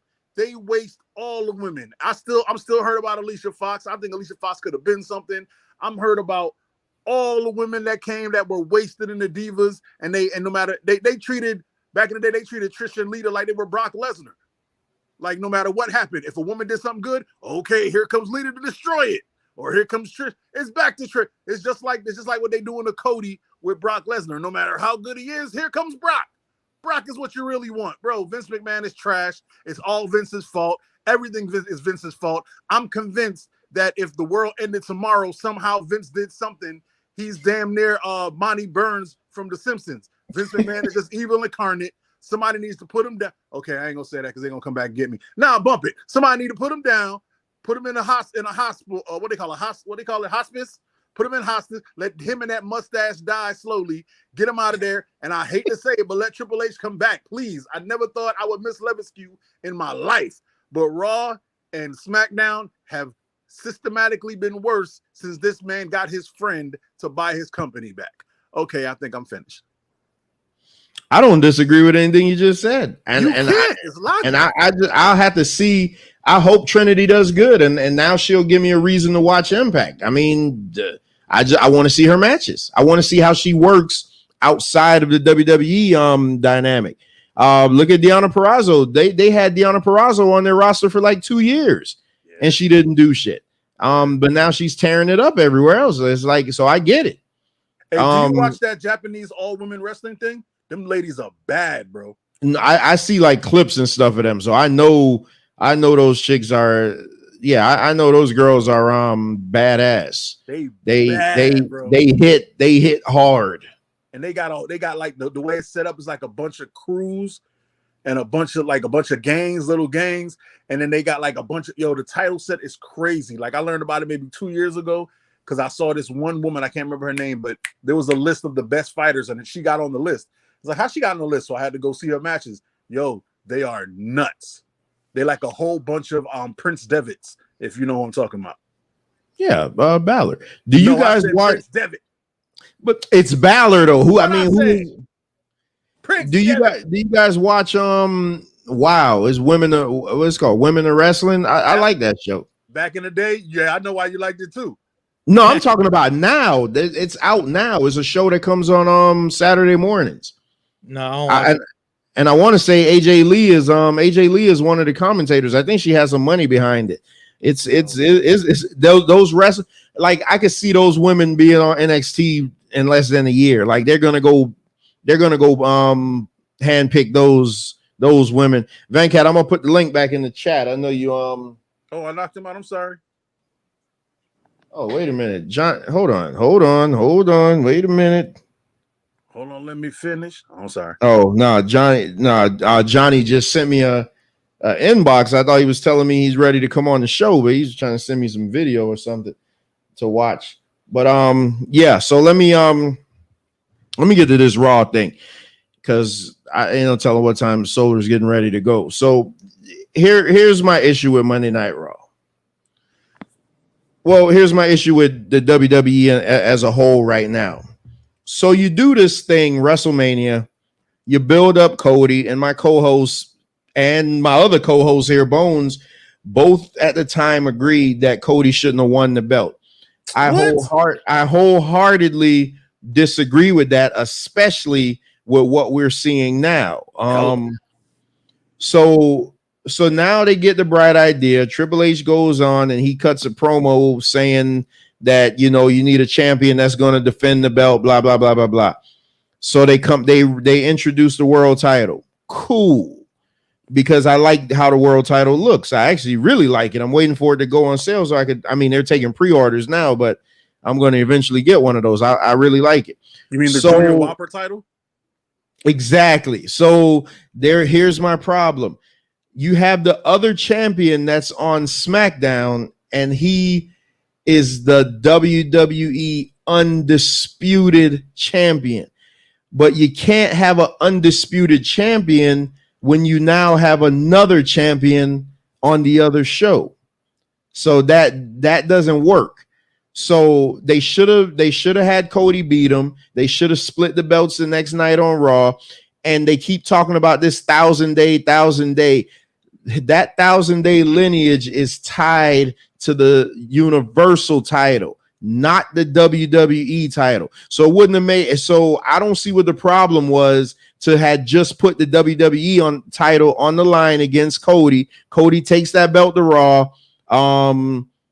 Roman keeps the Universal title on SmackDown. He had a title for the next 10 years. So what? But at least you have the lineage of the WWE title still being defended on the show. So now they make this belt. Okay, so because they continue, they wait a minute, what the hell's going on here? Oh, Johnny's calling me? I can't answer it now. You better answer that. Hey, you better answer that. Be an emergency. Yeah, but I'm in the middle of something and my phone just died too. Just as he did it. Your phone died. Yeah, battery just died. I didn't have it charged up. I didn't have it plugged up. So they make this title, whatever. But now you have 3 belts. You essentially have 3 belts. Because God forbid WWE would tell us, hey, is Roman's belt 1 belt? He's just carrying 2. Is it considered as 1 belt? No, they won't tell us that because that's them. They're retarded. So Now you have this belt. So now here's what I'm pissed off about. So now to find out who's gonna fight for this belt, they announce a tournament. Cool. I love tournaments. But you have a tournament on Raw. Now remember, follow my logic. This belt is going to be defended on Raw. Yep. It's a Raw championship. Right. You have a tournament on Raw. The winner of the Raw side is going to face the winner of the SmackDown side. SmackDown already has their goddamn champion. Exactly. Why are you doing a tournament for the people on SmackDown to wrestle the people on Raw? Right, exactly. That's my big beef. It makes no sense. It's stupid. It's the same kind of logic as a Friday the 13th movie. It doesn't make sense. But here's where it even gets worse. Okay, because again, I love tournaments. So now here I am, loyal fan, been watching this since I was 5 years old. So now let me turn the blind eye and say, all right, well, at least we're going to get some good contenders matches. Oh, no, WWE tells me, oh, Trevor, wait a minute, hold my beer. Watch me outdo you on this one. So what does this company do that's now having a tournament for their new prestigious consolation title? They have a set of triple fucking threat matches. You have 12 men and you put them all in. No, you have 6 men and you put them in triple threat matches. So you have Rollins, Nakamura, and who was the other guy? I forget who else was in it. And then the next one you have Cody, Damian Priest, and who was it? I forget who the other guy was. Who was it? Finn Balor. And Miz. Yeah, Miz. Okay, so Finn Balor was in the Cody's bracket and Miz was in Rollins bracket or whatever. So why not? You're having the finals of this match is going to take place on the 27th, 2 weeks from now. Why not just have 3 2-man matches or 4 2-man matches? You put these guys in triple threat matches where the winner of each match now faces each other at the end of the night.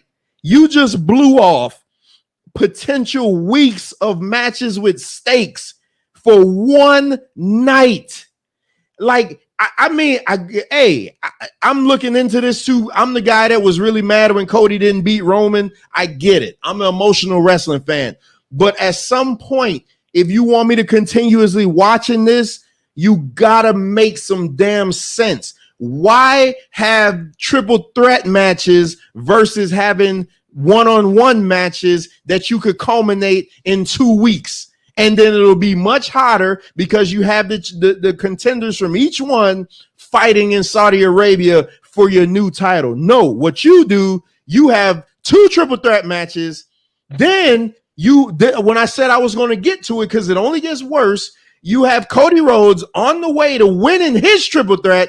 Brock Lesnar comes out of the crowd wearing a hood, pulls him out of the ring, F5s him on the floor. I done seen a lot of men get F5 100 times and they wasn't laying dead as long as Cody. Cody laid dead for 10 minutes after being F5'd on the floor and then on the table. Brock Lesnar then sits cross-leg style, puts Cody Rhodes' head in his lap while he's rubbing his chin and then saying, You want to know what's wrong? You want to know what's wrong?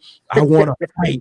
I want to fight. You got the biggest friggin' baby face in your company looking like an asshole. After the last sight of him at WrestleMania was laying in the ring next to a rubber chicken, you now got this man laying on Brock Lesnar's leg, on Brock Lesnar's lap, being caressed. You want to fight me? You want to fight me? I want to fight. I want to fight. Man, like seriously, this guy Vince McMahon, this is the worst shit I ever seen. And I'm gonna land my plane right here because AAA said that the draft results was gonna take effect Monday, May 8th. I'm looking at my calendar. Today is Monday, May 10th, which means that the draft results should have taken place May 8th on Monday. So you tell me, why is the SmackDown Women's Champion still coming on Raw and being announced as the SmackDown Women's Champion? When they did the draft last time, the two champions swapped belts. Oh, and by the way, to make it really stupid, let's have Rhea Ripley, who's the current SmackDown Women's Champion, but now she's on Raw with the SmackDown Women's belt, is now being challenged by a wrestler we haven't seen in probably 6 months, Dana Brooke. Oh, by the way, for the also great championship opportunity. And then after that match is over, which was horrendous because Dana Brooke has no business being in the wrestling business. Sorry. Whatever. Not sorry, but hey, get your ass out of it. You need to be one that they need to future endeavor because this is just not cut out for her. Oh God. Then Rhea Ripley is beating the shit out of her, which it wouldn't surprise me if that's the last time we see her. But Rhea Ripley is beating the shit out of her. Then out of nowhere, what music do we hear? No, we don't hear Candice LeRae. We don't hear the newly drafted Indy Hartwell. No. Okay. We hear Natalya. So Natalya walks to the ring with her red bottom shoes on in the slowest save I ever seen. She walks to the ring. She doesn't even attack Rhea Ripley. She just looks at Rhea. She looks at Rhea Ripley and her face got so much Botox in it, you can't even tell the emotion on her. Why is she still on our TV? Like, why? You got all these women that Triple H brought back. Where is I was about to say, where is Nikki Cross? They had Nikki Cross wrestling Zoe Stark, which I'm gonna tell y'all, if y'all don't know about Zoe Stark, y'all better get to learn about Zoe Stark. Zoe Stark is a beast. She tore NXT up. But you got all these women in the back. You got Indy Hartwell. You got Candice LeRae. You got Piper Niven back there. Turn Piper Niven babyface and make her and Rhea Ripley have a big beefy son of a bitch match and let them just go in there and beat the shit out of one another. No, you bring Natalya who can't stand to do some urgency. You see your friend getting beat up, you're strutting to the ring so we can see your red bottoms. Get the hell off of my damn TV, man. Do better, WWE. Just do better. Do better. The product right now has stalled out. Sami Zayn is still getting great reactions, fine, but they need to stop carrying the Velcro belts around. Make one set of belts. Make the strap black. Make Roman give up one of those belts, consolidate the belts, bring the Winged Eagle back so at least you have 2 belts versus 3. Just do something. Have your champion show up on TV once in a while. Like, come on, man, do something. I at first I was like, AEW is bullshit and they just need to go away, but at least they push you at least a little bit to be like, damn, do better. I hope they really eventually do really good so they could really start affecting WWE. They're not there yet, so they can't do it because WWE is making money hand over fist. Their house show business is tremendous, so they're looking at the fact that people are going to the shows and thinking that and trying to equate that with the shows being good. The shows aren't good anymore. The shows were good, but they aren't good. WWE was must-see TV. It's not must-see TV anymore because fucking Vince McMahon has got his ugly ass hands back in the product and he's making it bad. And you could look at it and see that all the nonsensical booking, it's him. Why would you call up the NXT Women's Champions? Why would you call up the NXT Women's Tag Team Champions? Why? What? Like, I'm done. I'm done. All I have to say is you're finally coming to my side. The evil mustache must go. I've been saying for how many years. Everything you said, man, that was like the best rant you ever had. You feel me? But me and my friend Chris, we legit made a bet as to how long it's going to take before they break this draft, whatever, before they start crossing brands. And he said 6 months. I gave it 2 months, and it only took 2 days. 2 days. So I have two And things. the I only have a reason question. it took 2 days is because they don't have Tuesday night SmackDown. Hey, bro, I have two questions. I'm kind of confused. So, if you do the draft, first of all, shouldn't the champions should just automatically be penciled into whatever brand they already have? They should just stay where they're at. Bad Cat, don't be bringing logic to this. This is WWE we're talking about. Look, every year they have something where the IC champ gets drafted, and then the next night the US champion gets drafted. They do it every year. Yeah, they shouldn't do that. That don't make any sense. If you're a champion, you should just be where you're at. Or make them fight, and then they get to decide where they go. You can make that would be even better because you're the champion. Yeah, you should pick. Exactly, I agree with that. Yeah, and that would actually make up a great look forward to show that you would want to see. That would be good. Yeah, that would make a lot of sense. The champions bullshit. It's you get the draft yourself. All the belt holders, you make the decision. Right. Everybody else is at the luck of the draw of where they take you, but you get to decide your future as a champion. Yeah, that sells itself right there. This is what I'm saying. You got Night of Champions coming up. Real quick, one second, Bank. You got Night of Champions coming up in 2 weeks. All the belts are supposed to be on the line. We haven't started seeing any build. Who's going to fight Gunther? Who's going to fight Theory? Who's going to fight Roman? Like, come on, man. But that was my part of my question there too. Roman's going to fight Roman. When I looked at they came out with a list on social media showing all the names of the people that are eligible to go after that consolation prize that they made. So I was thinking, I'm like, oh, okay, so we're just gonna make Night of Champions. The entire night is gonna be that tournament for that belt. That kind of solved the Sami Zayn problem with him not being able to go over to Saudi Arabia. Yeah. So I was like, that's perfect. So, but that's not obviously what they're doing because they're doing the matches on Raw and they're making them triple threat matches, which I don't understand why they would do that. They're doing it on SmackDown too for the Raw belt. Yeah, that's just insane to me. And some of the people, SmackDown people and Raw people mixed in to a Raw title. That makes absolutely no sense at all. But they're defeating their own logic. Like they don't even follow what they're doing. They're just throwing something on the wall. Dude, Roman's gonna fight Roman for the 2 belts that Roman had. Roman's walking out of Saudi Arabia. Roman's walking out of Saudi Arabia with that world title. Dude, if he gets all 3 belts, I'm just gonna lay down and I'm just gonna giggle my ass to sleep. Like fuck it. I'm AEW for a reason, my G. We don't have the superstars, but at least we got continuity.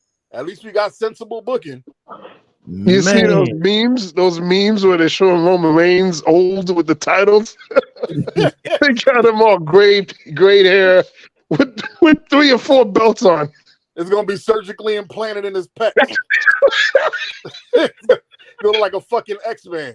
Shit just it's infuriating, man, because it's like, man, you watch this shit and like all I ask is for them to just be logical. You guys got all these wrestlers. Venkat, you said it perfect. The whole Night of Champions tournament should have been for that belt. It should have been for that. It should have just been the whole show centered around that. Yep. But no, they're blowing it off on Raw. They're blowing it off on Raw in triple threat matches when you could have got individual matches and got more people on the card. Like, why does Miz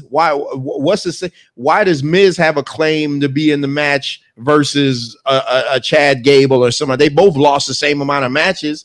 Like, come on, man. Not only that, but how many matches have Miz had this year? Miz hasn't had many matches the whole year besides the Snoop Dogg match. Miz lost to Snoop Dogg. He ain't got a claim to fight your daughter. Yeah, man, this shit is crazy, man. Like, my God, it's infuriating, man. Classic WWE stale booking. But this not even stale. Stale would have been like, okay, we know Seth Rollins is going to win. This is stupid. This don't make any sense. Did you hear what I said? Why is there a SmackDown tournament for the clearly established Raw title? Okay, can I get a little bit? I want to get a little. No, go ahead, man. I want to get up out here. No, go ahead. I'm good. You're good. I want to tell you one thing that Vince McMahon is always the best at, and always will be the best at. That is petty revenge. What he is doing 100. to the shine of Cody Rhodes is top shelf petty bullshit. I've never seen a person come from another company with the pomp and circumstance and the already written storyline. It was already written. You didn't even know. If you wanted to get if you were tired of the belts, you already knew what belt to give Cody. Like you have a whole system set up. We got to get him this. He's got to get the Eagle belt. He's got to have this. He's got to win it here. WrestleMania is on its way. He's building up. He came back. It was built up perfectly, and then it was fuck you for making AEW. Take that shit, little boy. Vince McMahon is the all-time champion of kiss my ass. I don't care if we got a contract. You'll win it when I say, little bitch. And I am here for it. Ruin WWE. Just like I feel about Trump. Whenever we talk about Trump, I say, burn it down, Trump. Because the only time black people going to stand up was when Trump really fuck everything up. I say the same thing about WWE. Burn it down, Vince. Because one day Roman's going to wake up and be like, man, AEW looking good. I can fuck up John Moxley real quick. And he going to pop over there and do his CM Punk, whatever the fuck he does, and pop up and do one show a week and make that shit go through the roof. And didn't they sell 50,000 at Wembley? Then they just sell 50,000. They're at 60 now. They're at 60. Man, you can't tell me there's not a thirst for motherfuckers who actually want some quality wrestling. Yep. And they have the best comedy wrestler in the two best comedy wrestlers Orange in the world. Cassidy. Orange Cassidy and my dog, what's the dude who put curses on you? Danhausen. Danhausen. I can watch them motherfuckers all day. They're hilarious. I'm gonna go buy some light blue jeans just to put my hands in the pocket and piss Trevor off. That's all I'm doing. That's gonna be you know how they have that. I like Orange Cassidy though. You do? Yeah. Don't act like it, that nigga's because it's stupid. Like it's dumb. It's ridiculous. I like it. He's nice. He's nice. But you said something, Mike. WWE has good wrestling though. It just the booking is horrendous. Like this card that we just reviewed was, I mean, that was proof of their wrestling is good. It's just I mean the management is terrible, man. The management. Yeah. And guess what? If the management is bad, you can't appreciate the good wrestling. It could go the other way. If the management is good, you can let go some sloppy stuff. Look, that's what AEW is doing. They're like, the management is working a little bit, but I just can't get it. But if the management is bad, the storylines are bad, the writing is bad, and no matter how good the wrestling is, wait a minute, did Dini just give me some good shit? Oh Lord, what happened? Apparently I gotta come on WWE more often. Excuse me. But if the shit is if the writing is trash, it is impossible for you to enjoy the wrestling. Cause I'm so tired of Brock Lesnar. I'm not even mad at Brock Lesnar. Let that nigga go to Saskatchewan and sit down for a while. Like, I'm so tired of Brock Lesnar. I feel like, and I know it's not going to happen, but I feel like Goldberg's about to show up and save Cody or something. Well, isn't there rumors that Goldberg might be in the Wembley event in All they In? said he's going to AEW. If they do that for the one match, because he wants a send-off match that's rememberable. He needs to send his ass off. We don't want to a retirement home. Us as true AEW hardcore fans, we do not want Goldberg. We do not. No. Oh, come on. First of all, you guys act like Goldberg is one of them guys. Goldberg is brought legitimacy to wrestling. No, Goldberg. He did. Oh, I thought you were Come on. He's one of the harder hitters. He has more believability. He wasn't hulking up. Come on now. Sir, anybody that takes Brett out of wrestling. Oh, well, that was an accident. You can say accident all you want. That's bullshit. And anybody that has a horrible match against the Undertaker Well, the Undertaker had a bad match against Goldberg. No, sir. We can look at it like that too. Matches. He's the Undertaker. He's supposed to stand there and make his eyeballs go up in his head and get a 5-star. That's all the fuck he got to do. You got to make it go because Undertaker's 74 years old as of 5 years ago. Okay, that wasn't even Undertaker died. He's weekend at Bernie's. You supposed to drag him around, let him do his little walk, let him do his little punches, and then he do his little head flick up with the eyes roll up. That's all you got to do to get a fire match. And Goldberg fucked it up, as usual. But it would be interesting to see CM Punk and Goldberg. These are two people that, they're at the crossroads in their careers. Like, they have unfinished business, both of them. There's a story to be told with both of them there.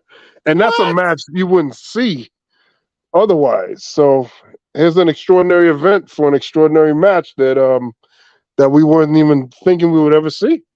Man, what they need to do, Mm-hmm. is invite CM Punk to a room, and a room with 2 doors, lock the door he walks in, walk out the other door, drag in the whole elite, unlock them, and leave them in the room and say, figure it out or none of you hoes getting paid. That's what they need to do. If I was Tony Khan, I'd do that. Y'all be some men. Hey, Mike, there's rumors that they already did something similar to that. And AEW is going to debut a new show called Collision on the Saturdays.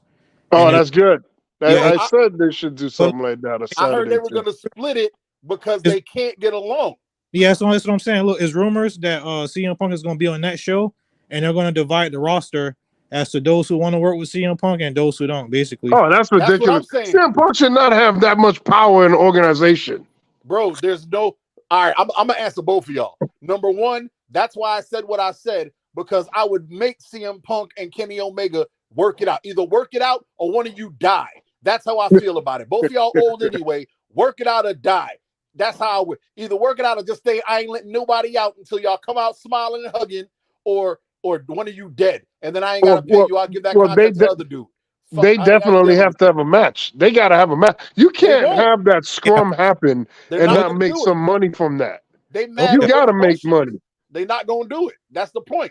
That would be some Punk. Yeah, here's something for real in wrestling, and they're afraid to do that. Like, you got to make that money off of that. Bro, like Vince McMahon did it. Like, he literally took the screw job and made money off of that. That should have really killed WWF. The man, the Hardy Boy. So you got to get revenge for that. He injured his dog. Facts. If Edge and Matt Hardy could fucking make it work after he fucked your woman. Right. Exactly. Yes. Yes. Ain't no beef that happened bigger than me putting my sausage in your woman and smiling with her on national television every day. Exactly. So if they can do it, like a G and got a check. So Kenny Omega, you pissing me off. Be a man. And the problem, and I'm gonna go to you. The problem with the Saturday show is the biggest star that's gonna be over there besides CM Punk is gonna be fucking Jericho. And I don't want to see Jericho and CM Punk. I don't want to see them fight. Like, if you're the two biggest stars, that's not doing it for me. I don't want to see either one of them with their little the popcorn belt or the Whopper Jr. belt. I don't want whatever belt they bring over there. And they need to call that new World Championship belt. Just call it the European title, because that's what it's going to be. You're talking about WWE, the World Heavyweight? It's the golden European title. That's all it is. That is one of the ugliest belts in the history of belts. Stop lying. No, it's not. I'm not lying. No, it's not. That is a whack ass title. It looked like they were trying to make the Eagle belt, and then they just kept dropping. Like Goldfinger got to it and was like, more gold. The belt wouldn't be bad. The concept of the belt wouldn't have been bad if Cody would have beaten Roman and you had 2 belts. Now you got 3. That's the problem. You got 3 belts. Hey, you know how I feel about that. You know how I feel about that. That popcorn. It's stupid. It's stupid. At all. Well, we got 4. The NXT is out there too, so we got 4. Hey, don't you mix the one title that makes sense up with the other foolishness. Leave NXT alone. with a dope ass champion too. You feel me? You know, NXT, they wrestle right around the corner from here. If they're do all this, Cody just beat Roman and Cody take one of the belts to Raw. If they're going to do all this, then what they going to do with the third belt? That's what I'm saying. It's going to be a third belt. Cody should have just beat Roman and took one of the No. belts. Wait. Cody should have did what? No, he shouldn't beat Roman. He shouldn't beat Roman. You don't need that to happen to make the right decisions. Yeah, the problems in the WWE isn't centered around Cody Rhodes not winning. There's bigger problems here. That would be better than what they're doing now, though, because what they're doing now is embarrassing. Honestly, I don't think it'll be better. I really don't. I mean, they're handling everything wrong. You had the bloodline. That was a slam dunk for you. Look what they're doing there. You had all this intrigue with wrestling. It was at a higher pace than in any recent time ever. And now you're like, you don't know where you're going with it, and it's not a positive thing. It's not like Nitro when it came out. You're like, oh my God, what's going to happen? It's not like that. It's like, oh my God, what are they going to mess up next? That's what we're thinking. Sir, kind sir. Oh boy. Cody should have whooped his ass. No, he should not. Then you have the championless bloodline crumbling because they have no in the world. belts. And you have Jay looking at him like you ain't the tribal chief. You ain't got no gold either. Okay, wait. Okay, so okay, in your logic, so Cody has to beat Roman for the titles to split. You could just split the title. I didn't say split the title. I said he beat Roman and take them both. Well, that doesn't add anything to it. So he wins. He wins. Yes, it does add. What you mean? It doesn't add. It doesn't add anything. To split the titles from Cody than it is to split the titles from Roman. Mike, how great would this match have been with Lesnar and Cody had the WWE title been on the damn line? Facts. And Brock better not have won. But come on, man. That's what I'm saying. That Venkat. Listen, I'm gonna tell y'all. I'm gonna tell y'all about Venkat. We ain't got no argument. Lord. We ain't got no argument since we've been over on the right side. Lord. But so what I'm noticing about Venkat, like when people will tell me, like, "Oh, you be going overboard with about wrestling and stuff," but people see when I'm arguing, it's coming from the point of like a legit WWE fan. Venkat is a wrestling fan that his mission is to tear down everything at WWE. That is not true. We're not the same. Oh my God. When I criticize WWE, it's almost coming from the point of view like I'm a family member. Whereas with Venkat, it's somebody on the outside looking in like, see, I told you it was going to crumble. I told you it was going to crumble. But that's how it is. Oh my God. You're taking away my whole agenda, which is not an agenda to destroy WWE. I told you many times it's in my best interest that we have a functioning WWE. Just like it's in everybody's interest, you have a functioning Republican Party.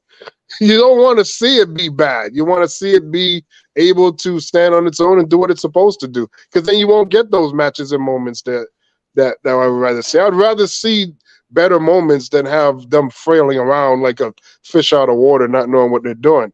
What they're doing to the bloodline is just horrible, man. And what they're doing with Cody is the issue is not him not winning. The issue is how they just introduced this weird ass popcorn title for no reason. Nobody asked for it. I don't know what the hell. I'm glad he's not winning it though. God, that would have killed Cody if he would have won that belt.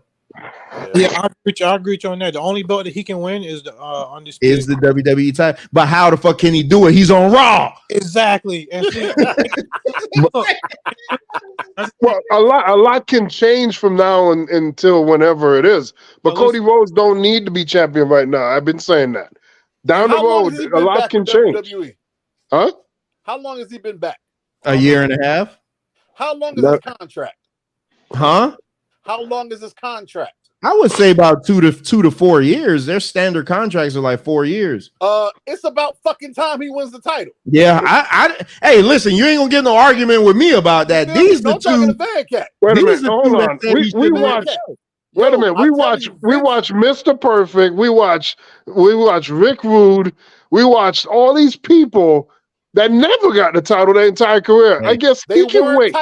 He can wait. They were mid. That's on them.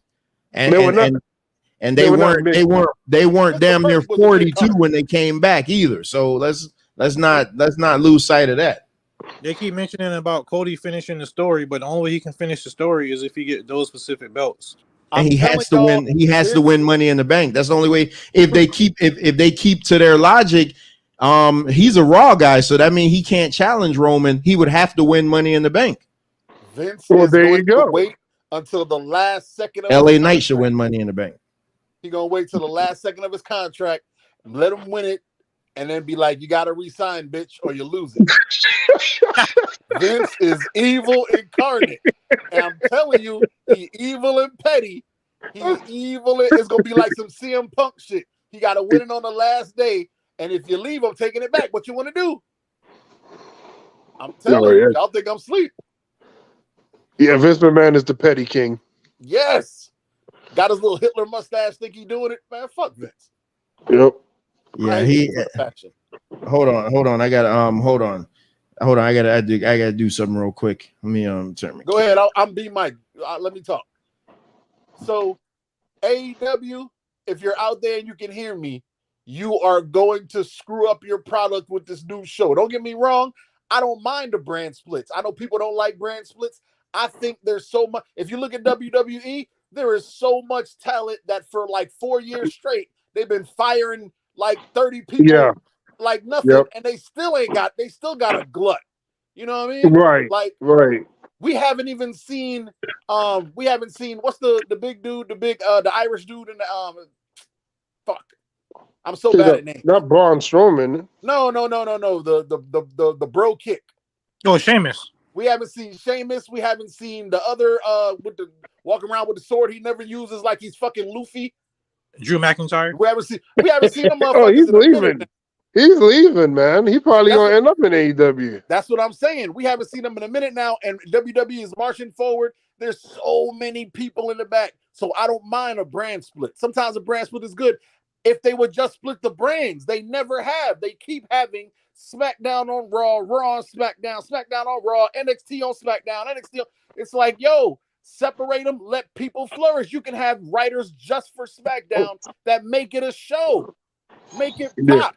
Why the fuck does Roman should not have both belts anymore? Them days are over. He should have lost to Cody because the biggest reason you can't get the belts off of Roman is because Roman only fights once every 4 months.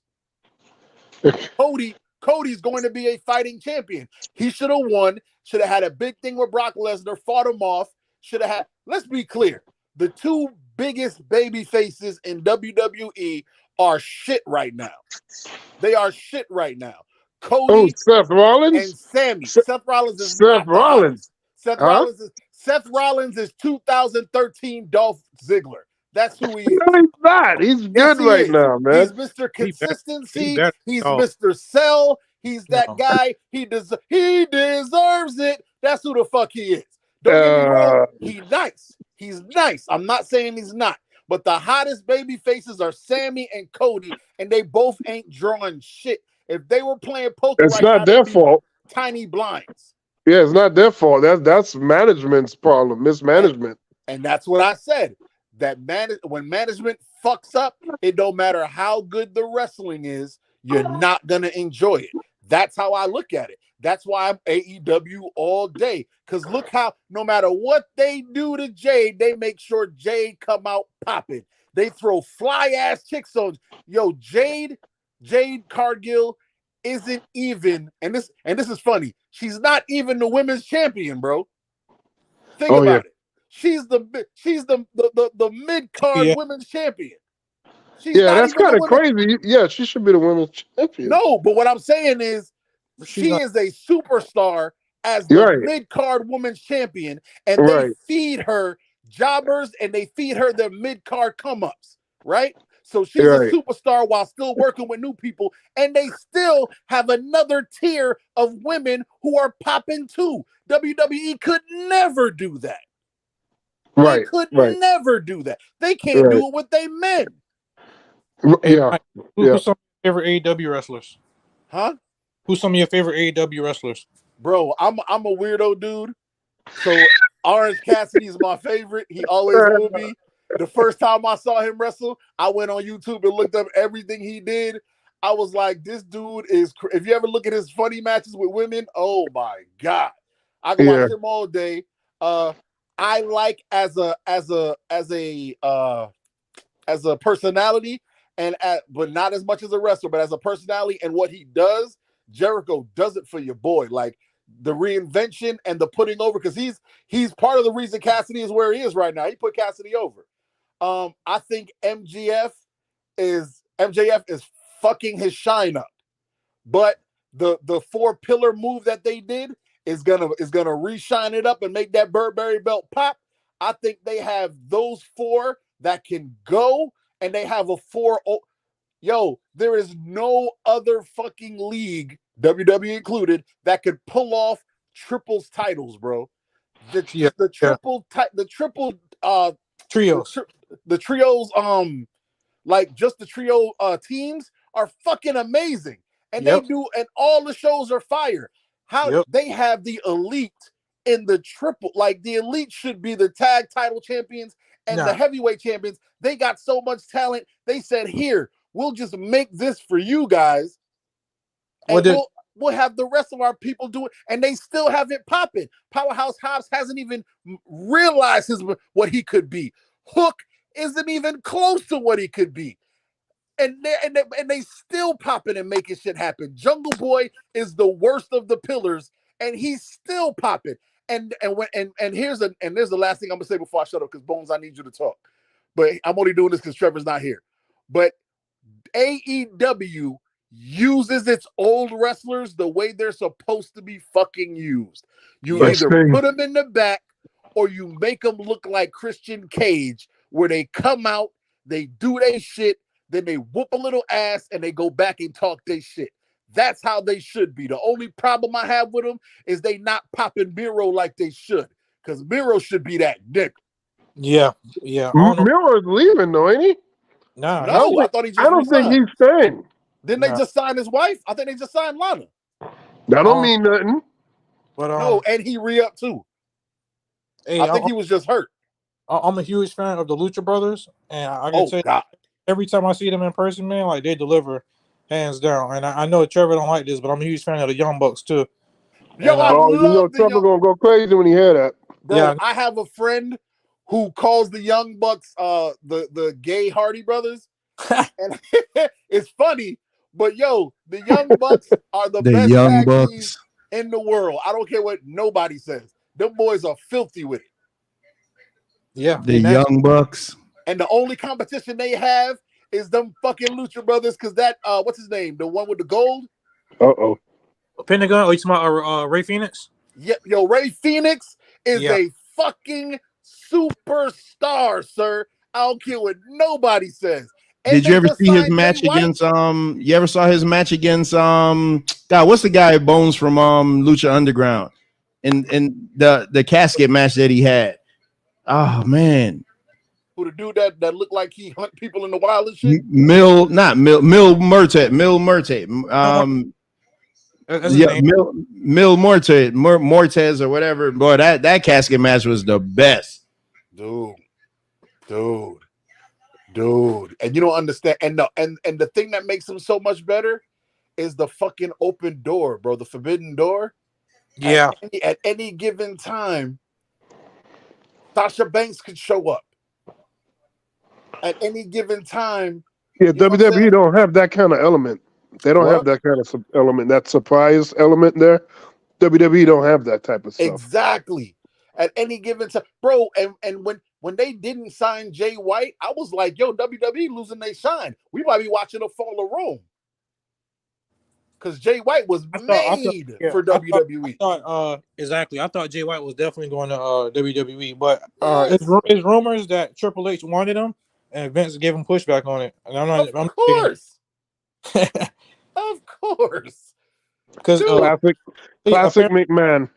Apparently, it's like 5 or 6 free agents that Triple H is interested in. Tama Tonga being another one, and Vince gave him pushback, so it didn't fall through.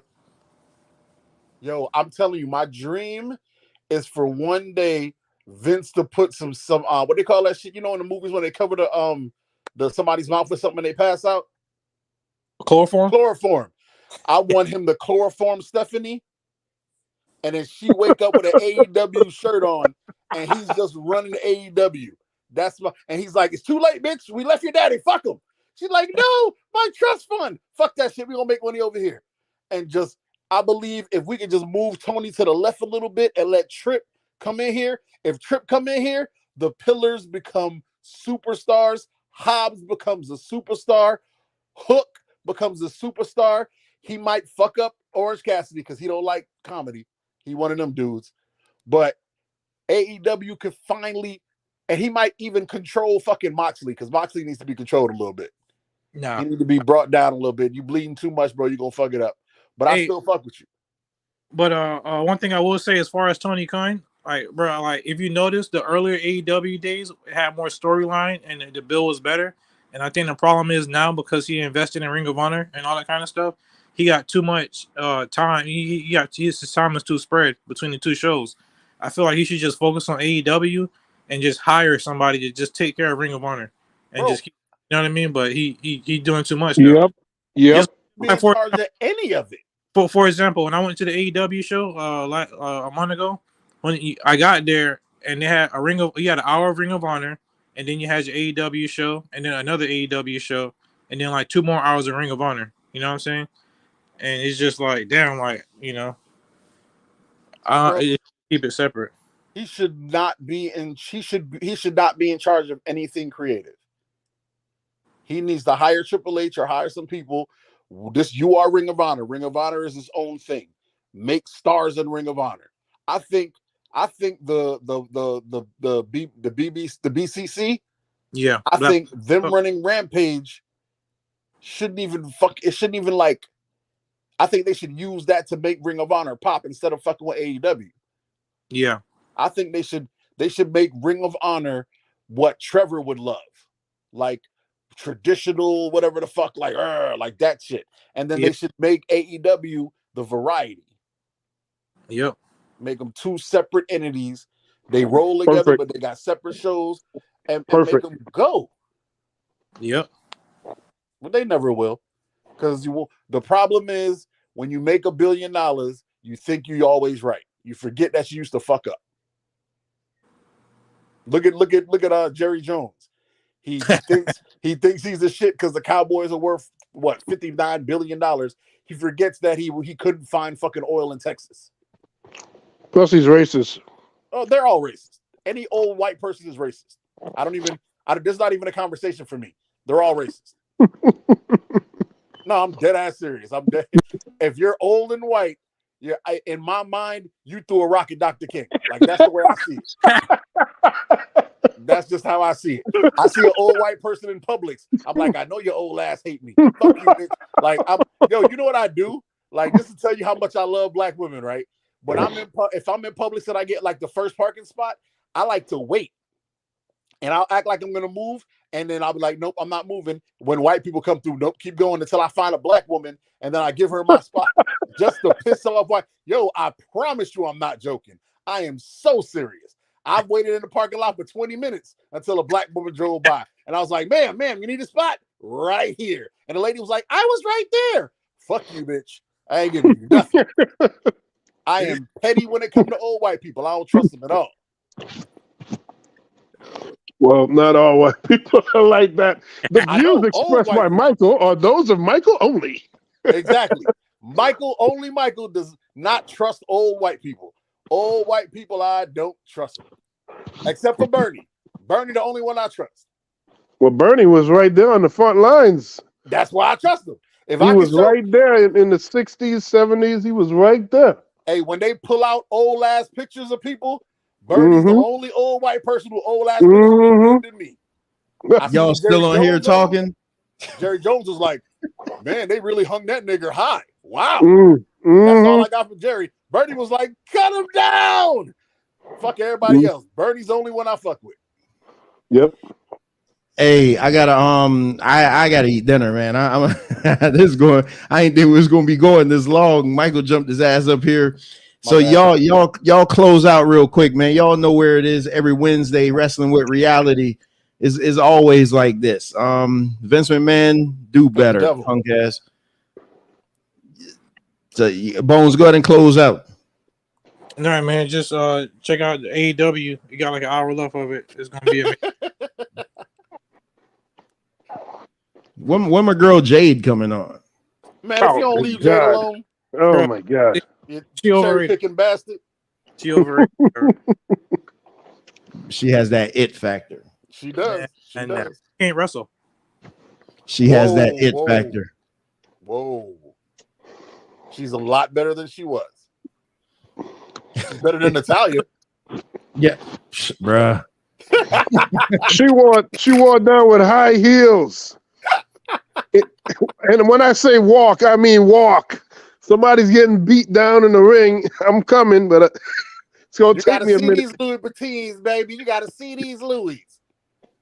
Oh my God, that was the longest save I've ever seen in wrestling history. I mean, my God, she just took forever. I didn't even know I was like, she must have on heels. I didn't see it. Yeah, like, why is she taking so long? All right, I'll go second. My name is Mike. Thank y'all for inviting me to the panel. Much appreciated. I know I talk too much, but it comes in handy sometimes. Yeah, you need to be on here every week, Mike. Yeah, you've been slipping, Mike. I don't know yet. I don't have my computer, bro. It's a long story. I don't have my computer, and I feel naked, and I have no joy in my life without my computer. Just my daughter, and she don't need me no more because she got an iPad. So, but for real, like AEW to the death, I ride with it. WWE, I hope you heal your problems, and that would mean a funeral. That's the only thing that can save you guys, and he ain't going nowhere, so I don't know what to tell you. So sorry. Oops. And I would like to amend something I said earlier. There's two old white people I love. Bernie is one, and that old lady who made the blue eyes, brown eyes, the thing. What's her name? Yeah, that Jane lady Elliott. that does the experiments with the races. Yes. Jane Elliott. She's awesome. Is the only white person, sorry, Bernie, that I invite to the cookout. Negroes love to invite white people to the cookout. Ooh, he got on Timberlands. He can come. Fuck you, nigga. The only white person invited to my cookout is Jane Elliott, because Jane Elliott been doing the same hardcore racist destruction since the day Dr. King died to now. And I wasn't alive when Dr. King was alive, and she's still pushing. I love you to the death, madam. Vince McMahon need to go. Yo, go, Van Cat. All right. Well, we talked about Backlash tonight. Overall, great show. We had some great matches on there. We look forward to the next event. Hopefully, it won't be a crash site with that World Heavyweight title being decided on the 27th. Anybody want to place like predictions on who's going to come out champion on that night? It's got to be set. Well, Roman's leaving with the belt. Roman, nigga, it's always gonna be Roman. What's wrong with you? It's always gonna be Roman. Yeah, I say Seth Rollins. I say Seth Rollins versus AJ Styles in the finals, and Seth will win it. Yeah, I think that's a good guess there, but it probably won't happen because it is a good guess. It'll probably be some weird ass ending. I hope Seth Rollins win it because I just think he's the most over on the roster at the moment. He has the crowd eating from the palm of his hands. Man, I don't understand why it happens. Do you not hear how the crowd pops when you hear? So what do you want to talk about? Are you serious? It's not like Seth Rollins, man. Hey, Seth Rollins Mike, is on another level. Mike Van Cat don't think anybody popped for Cody. I don't know what Cody has a great reaction. But Seth Rollins, the crowd is just on another level with him, man. All right, you can love Seth Ziggler. I ain't gonna hate. Go ahead, Bones. Go Heat. Man, hey. All right, I know we ain't talking about it. If LeBron don't win it this year, I hope Jimmy win it. I fuck with Jimmy heavy. Ain't none of them winning it. This is the Denver Nuggets season. The Denver Nuggets are going to be champions. Man, if you don't take your Joker card, Mike, we do an NBA show, Michael. Hey, don't do that because I hurt y'all feelings. Well, just bring your ass on. You talk about wanting to get more exposure. Bring your ass over when we do these shows. I don't want more exposure. I want to annoy you more. Hey, it's annoying me. That is my pleasure. You annoy those women. You don't want to annoy me. Yeah, I really do. Oh, yo, you need to make me and what's her name, Trina? She won't come over and do a straight talk session because she doesn't know what I'm gonna ask her. Like that's her thing. No, because I don't do the questions ahead of time. So it's like she keeps asking like, what will we talk about? Me and her open mic, and me and tell wifey she need to give me Shaka number. Me and her need to talk. We need to chop it up and figure what our issues are. Shaka is your antagonist. You were done closing out, Venkat? Yeah. Yeah. The Denver Nuggets gonna win. Backlash was a great event. Miami Heat, and I think Seth Rollins will probably win. Seth Rollins will probably win on the 27th. You'll never see another big joker in your life. You see how fandom is. I'm the same guy that said the Bucks was going to sweep the Heat, and now I'm like the Heat going to win the whole damn thing. Or worst case, they'll win the East, bro. Because we'll beat Philly. Jimmy is my spirit animal right after Dr. Mia, bro. But fellas, I really gotta eat, man, and then we almost at 3 hours. I really appreciate you guys coming on. This was a great Okay, so Nidra's saying as Solar started. So yeah, let me go heat my food up and then jump over there and see what's going on over there. Yeah, y'all go over to SVDL. He's revealing the brackets for the upcoming playoffs. SVDL on YouTube. Yeah, Solar Vision Debate League. He's I don't know how to do this shit. Nini probably dropped the link in the chat. But yeah, head on over there, fellas. I appreciate you guys for coming over. We're gonna do it again next week. Hopefully, me and Venkat will set a time. The second round should be over. So Nini just put the link in the chat for Solar Vision Debate League. When is the first round should be over probably this week, right? Well, tonight is if the Lakers win, they go to the conference finals. And if the Heat win, they go to the conference finals. Okay, so you got two potential closeout games. All right, that's good. Tonight, yeah. And so we'll get that situated when we're gonna do that second round review show. So again, piece of Bones, piece of Venkat, piece of Mike for coming on, piece of Benjamin Israel for coming over first time, piece of St. Louis for hopping on the panel earlier, piece of Ricardo in the chat. I never seen Ricardo over here for a wrestling show. So piece of Ricardo for being on the wrestling show. Everybody that watched the video, please make sure and hit that like button. To those of you watching over on Facebook, please make sure to hit that like button and share the video. Let everybody know that you got some black men over here talking about good old wrestling. And let's hope a banana peel falls in front of Vince. So, all right. So everybody, man, y'all peace. Appreciate you for coming on. Peace. All right. Well, there you have it. Wasn't expecting to be on so long, but hey, conversation dictates the show. So Mike came on over and started up a whole new thing. Appreciate Venkat as always. Appreciate Bones for bringing that outside the WWE look, kind of wrestling around the world, basically. Yeah, so it's time for me to get out of here, though. I'm gonna go on over and see what's going on over on SVDL. So until next time, we don't have a show. What's today? Wednesday. So we don't have a show tomorrow. Friday night is Straight Talk Therapy Sessions with Dr. Mia. That's at 9 p.m. Be sure to tune into that. That's going to be the first time she's doing her solo show, and she will be having a conversation with my cousin Kevin. That is going to be an awesome conversation. Going to be awesome. So you guys make sure and tune into that. Subscribe to the channel and hit the notification button so you don't miss any shows. You don't miss any premieres. We schedule all the premieres ahead of time so you know what's going on. So time for me to go. I appreciate you guys for stopping by. I'll see you on the other side. I leave you with these words. Always seek out the truth for yourself, because if not, you'll fall victim to other people's interpretations of them. And with that, I say peace. Now the whole world can acknowledge me. You'll get the shit. You'll be knee deep in the shit. I'm gonna take you